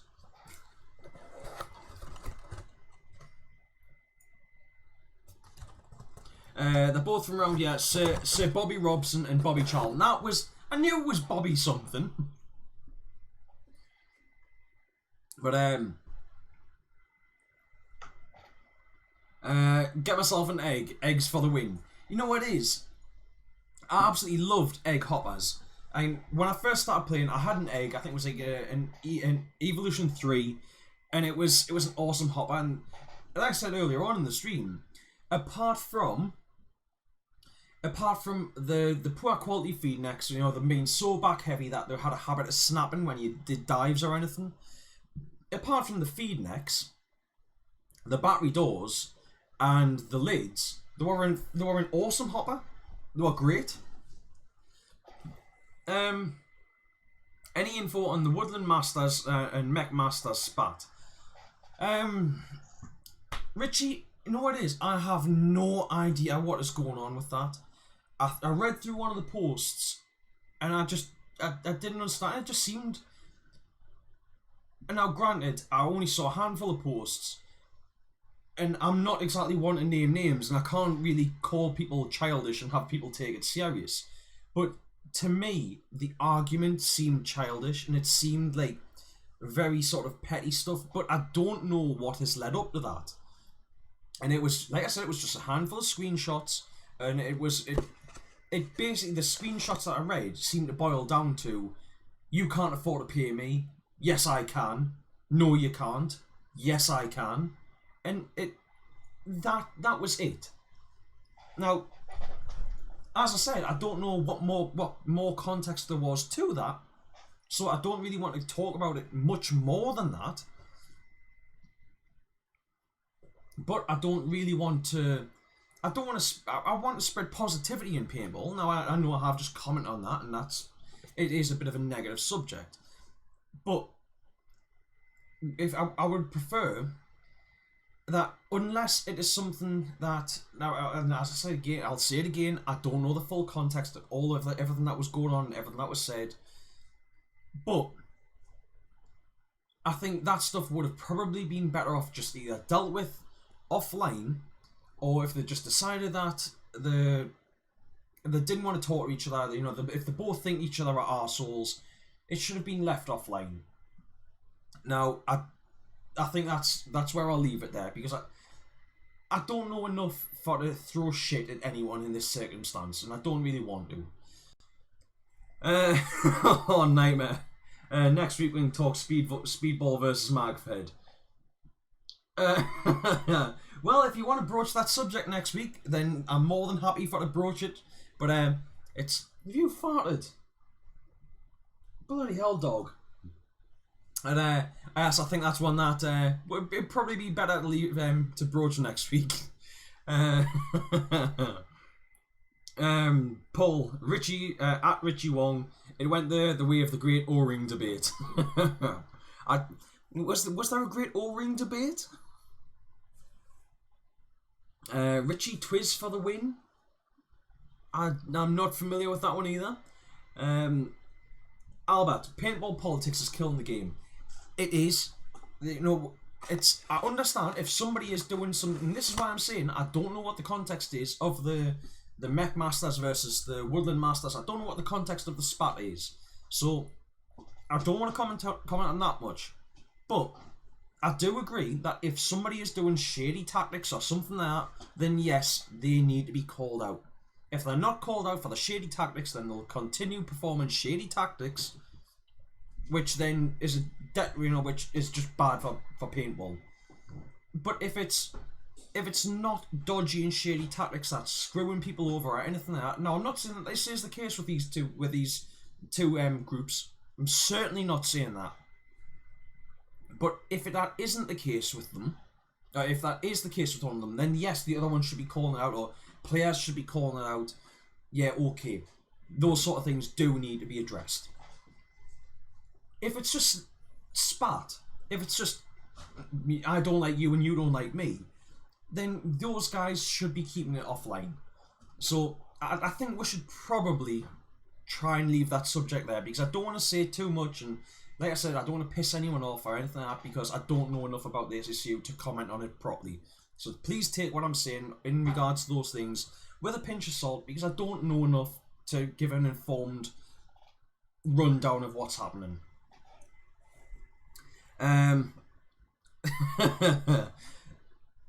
Albert, Magfed is glorified stock class. Prove you wrong. Well, you're right. To be perfectly honest, at least to an extent, you are right. At least I would definitely agree with that. This idea of having like limited amounts of air in your marker, limited amounts of paint in your marker. The only difference between stock class and magfed in that regards is semi-automatic, or having like even fully automatic or things like that, and just having a spring in the feed tube. That's basically it. And I believe that the sort of the most official sort of rules that you will ever get out of anybody on what is or isn't stock class is it has to have no more than, I think, a 15-round feed tube. It has to be pump action, but no slam fire. So technically my stock class Phantom isn't actually stock class, but no slam fire. The feed tube has to run vertical with the body and hold no more than, I think, 15 rounds. It has to run off a 12 gram CO2, and it's a single 12 gram CO2 as well. And I think that's about it. But yeah, that would be true stock class. Anything after that is would be kind of like modified stock class. So I suppose if it was like the Hammer 7, if you ran a Hammer 7 off of a 12 gram CO2 sparklet, but with a spring-fed mag, it would technically be modified stock class. What's she doing? What are you doing, wife? You're making loads of noise. Cleaning. Right. Richie, NXL Europe is back in action this weekend. Right, Richie, is it public viewing, or is it like, do you have to pay to get access to view it, or what's the situation? Paul, it was mostly about bad ref calls at UK Woodland Masters. Right. If all it was bad ref calls, now obviously again there can be varying degrees of that. Now I would say if it's been very bad, then yes, it definitely needs called out. If it's only been a handful of bad calls, or maybe one team feels like maybe they've had a couple of bad calls against them, then I think that would be pretty. I think it'd be pretty naff if there's been an entire spat because like one team's had maybe a couple of bad calls against them. I know when I played Tony Ball, having really like it's a few really bad calls made against you. You know, you'd have a ref come in that would like pull you to try and check you, and you'd get shot and say, "Hang on, you've interfered with my play. You're not supposed to interfere with my play." Or there'd be things like I'd crawled up the snake, got into this bunker, and as I was in the bunker, I was right up against the barricade in front of us, and slid across. And as I was sliding like across the bunker, hugging right up against it, my mask slid across the across the bunker in front of us. And I had this right in the very centre of my I4s, from like about there. I had this like square or this rectangle patch of paint where you could see I'd wiped my face across the bunker as I was moving across. It genuinely was. It was. You could see there was no shell, there was no impact, no nothing. And we had this young lad who was reffing at the time, and I moved into the next bunker. I was trying to work my way up the field. I'm doing my job. I can't even remember what else happened. But I got myself in a really good position, and this young ref comes running over, pulls off the field, and you do not argue with a ref when you're on the field. So I gets pulled off, and like I stood up, and I knew I hadn't been hit. This ref's giving it like, oh, you've been hit, but he didn't pull us for playing on or anything. He literally just pulled us for it being a hit. But you could see it was multicoloured. You could see it was old paint that had been smeared, not a hit.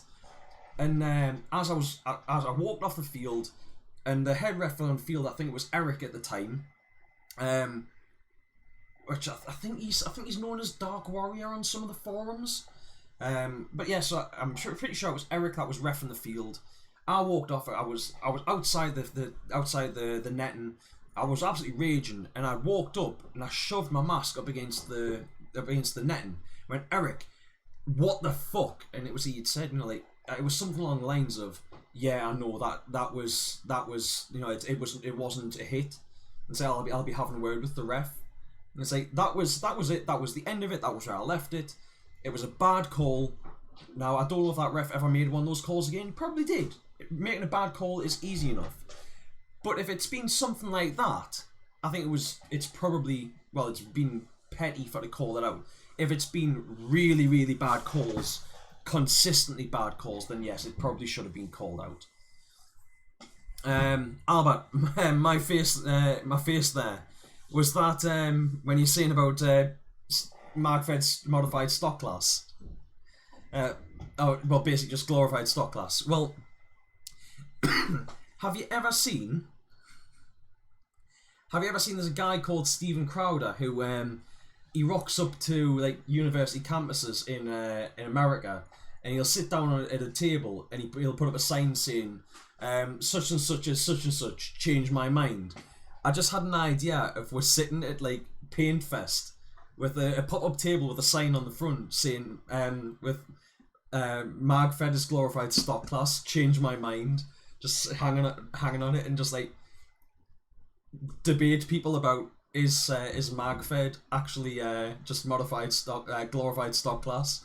So I think you'd really piss some people off. Good evening there, Tony. Welcome to the Low Energy Livestream. You're joining me quite late tonight. I'm nearly finished.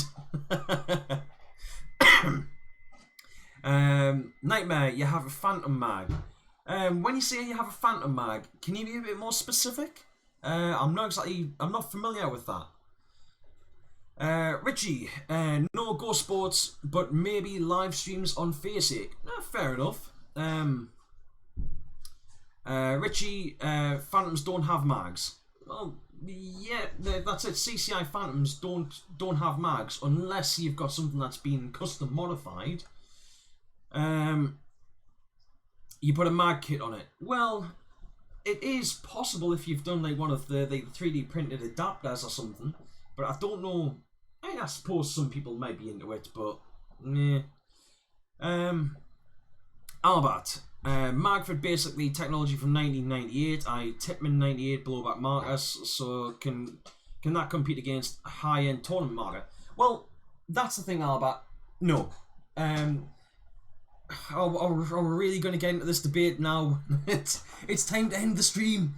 But right, most of the technology that is currently being used in Magfed markers, you've got things like the exception of like the dye dam. Most of that technology it is old technology. It cannot be argued that it isn't. But yeah, the way that the mags feed and all that sort of stuff is more new. Obviously, I mean, there's been Magfed equipment around for years and years. I mean, you had that. I think I think it was Greg Hastings that that played effectively with a MagFed marker years and years ago. I mean, this is like probably like the early 90s, where he had like a thing that was like a Mach 11. It was like, it looked like an Uzi type thing. That was effectively MagFed. You've got the SMG 68, or it was the SMG 60, and then there was the SMG 68 was a modified version of that, which that was, it wasn't MagFed, it was clip-fed, but very similar sort of idea. And that it's old tech. And I still to this day wish that I would, if Tippmann were to bring out like a new run of the SMG 68, I would have one. I would sell whatever I needed to get one. I can't afford to buy an old SMG 68, but if they were to bring out a new version of the SMG 68 at around about like £300 or something, I would have one, as long as you could get the clipper strips relatively cheaply, because they were absolutely awesome. But yeah, MagFed tech has been around a very long time. It's just now that people are actually starting to try and perfect it a bit more. But it's like I said, it's only really the mag side of stuff that has been perfected. It's not the actual. I mean, I suppose the markers themselves, there is some modifications happening to them, but for the most part, yes, it is old tech. But yeah, I mean, where I do think that there is a big change coming is stuff like, obviously, I mean, the Diadam's a few years old now. The Diadam, it's just a die DM in a tournament body. You've got the MG, is it the MG 100 from Eclipse, which it's an EMEC in a tactical body that takes mags. It's going to work, and it's newer. It is newer tech, in just taken on a style of paintball that's slowly building up. Well, actually, it's not even slowly building up; it's rapidly building up.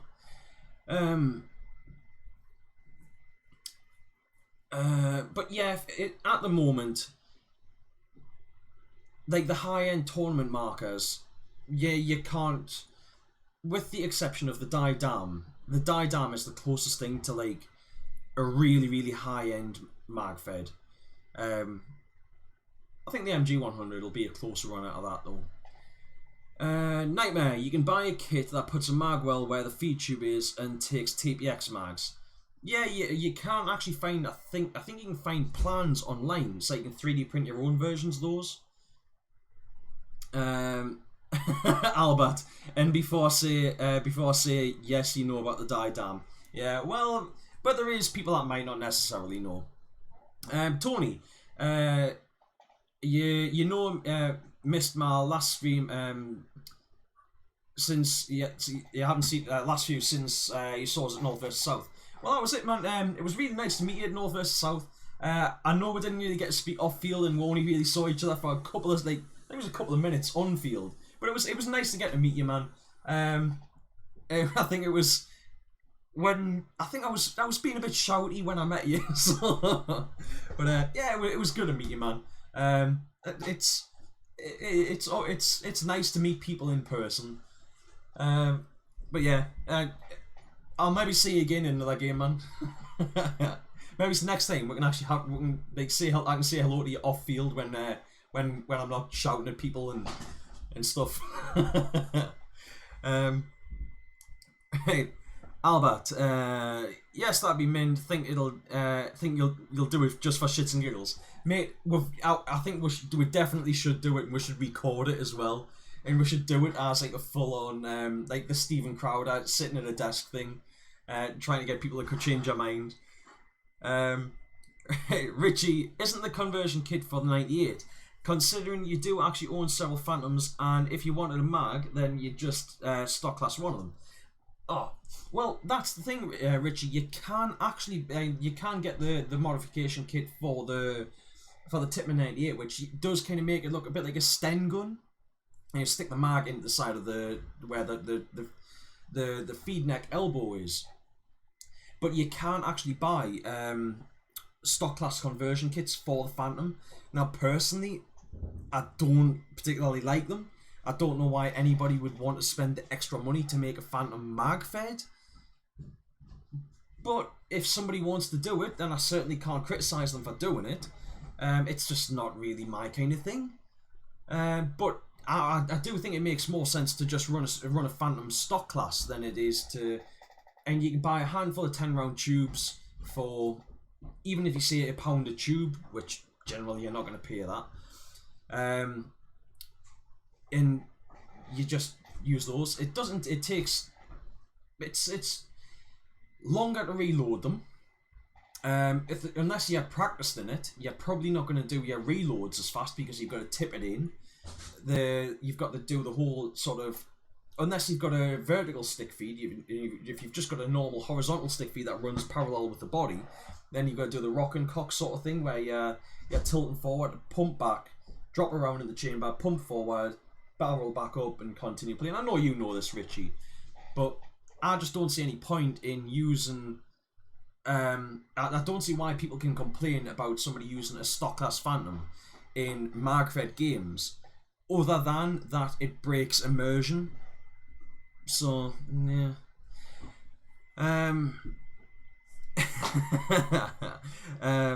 Richie, anyway, Dex, get to bed. Gibbs wants a poo and a wee. Yes, he probably does. I think he wants my pizza more than anything. But I've been up since 3:30 this morning because of him. So I probably should go to bed. Nightmare, the mag-fed kit for the CCI Phantom, and you put a Pops ASA on it, and Dam is not mag-fed with the Hopper mag. Well, yes, I would. Basically, I can't disagree with any of that there. If you want to stick your tank onto the bottom of a Phantom, yeah, sure you can. You're not really running it as stock class if you do that. At best, I would give you modified stock class, but yeah, I mean, then again, I have also already said because Phantoms can slam fire, or there is another way of putting that, but I can't think of it right now. Phantoms technically aren't stock class, even in a vertical stock class setup, or well, any stock class setup. But with the box mag on, the Dam isn't really mag-fed. It's not in the spirit of mag-fed, although it is technically mag-fed. Nightmare, you saw a DSG for sale yesterday, so you bought it. Mate, that's one of my golden guns. If at some point I really want to get my hands on a DSG because they are things of beauty. Albert, do it at Paintfest, so when I get bored, you can go full retard and start on Airsoft. Why is Airsoft shit? Prove me wrong. Yeah, you know what it is, Albert. I think we'll carry this on a little bit at another point, but I am gonna have to drop off now, guys, because I want to eat my pizza and I want to get away to bed. So thank you very much for joining us tonight, guys. I think we've had a few good discussions. As always, I hope that I can actually knock together some videos this weekend or over the next few days and maybe release something. I'll probably release some short clips of I'm not even going to say probably, I might release some short clips from North vs South the other week, because I think there was a few good moments. Will you stop being noisy, wife? God, just gotta be so noisy. I think I'm probably going to be in trouble now.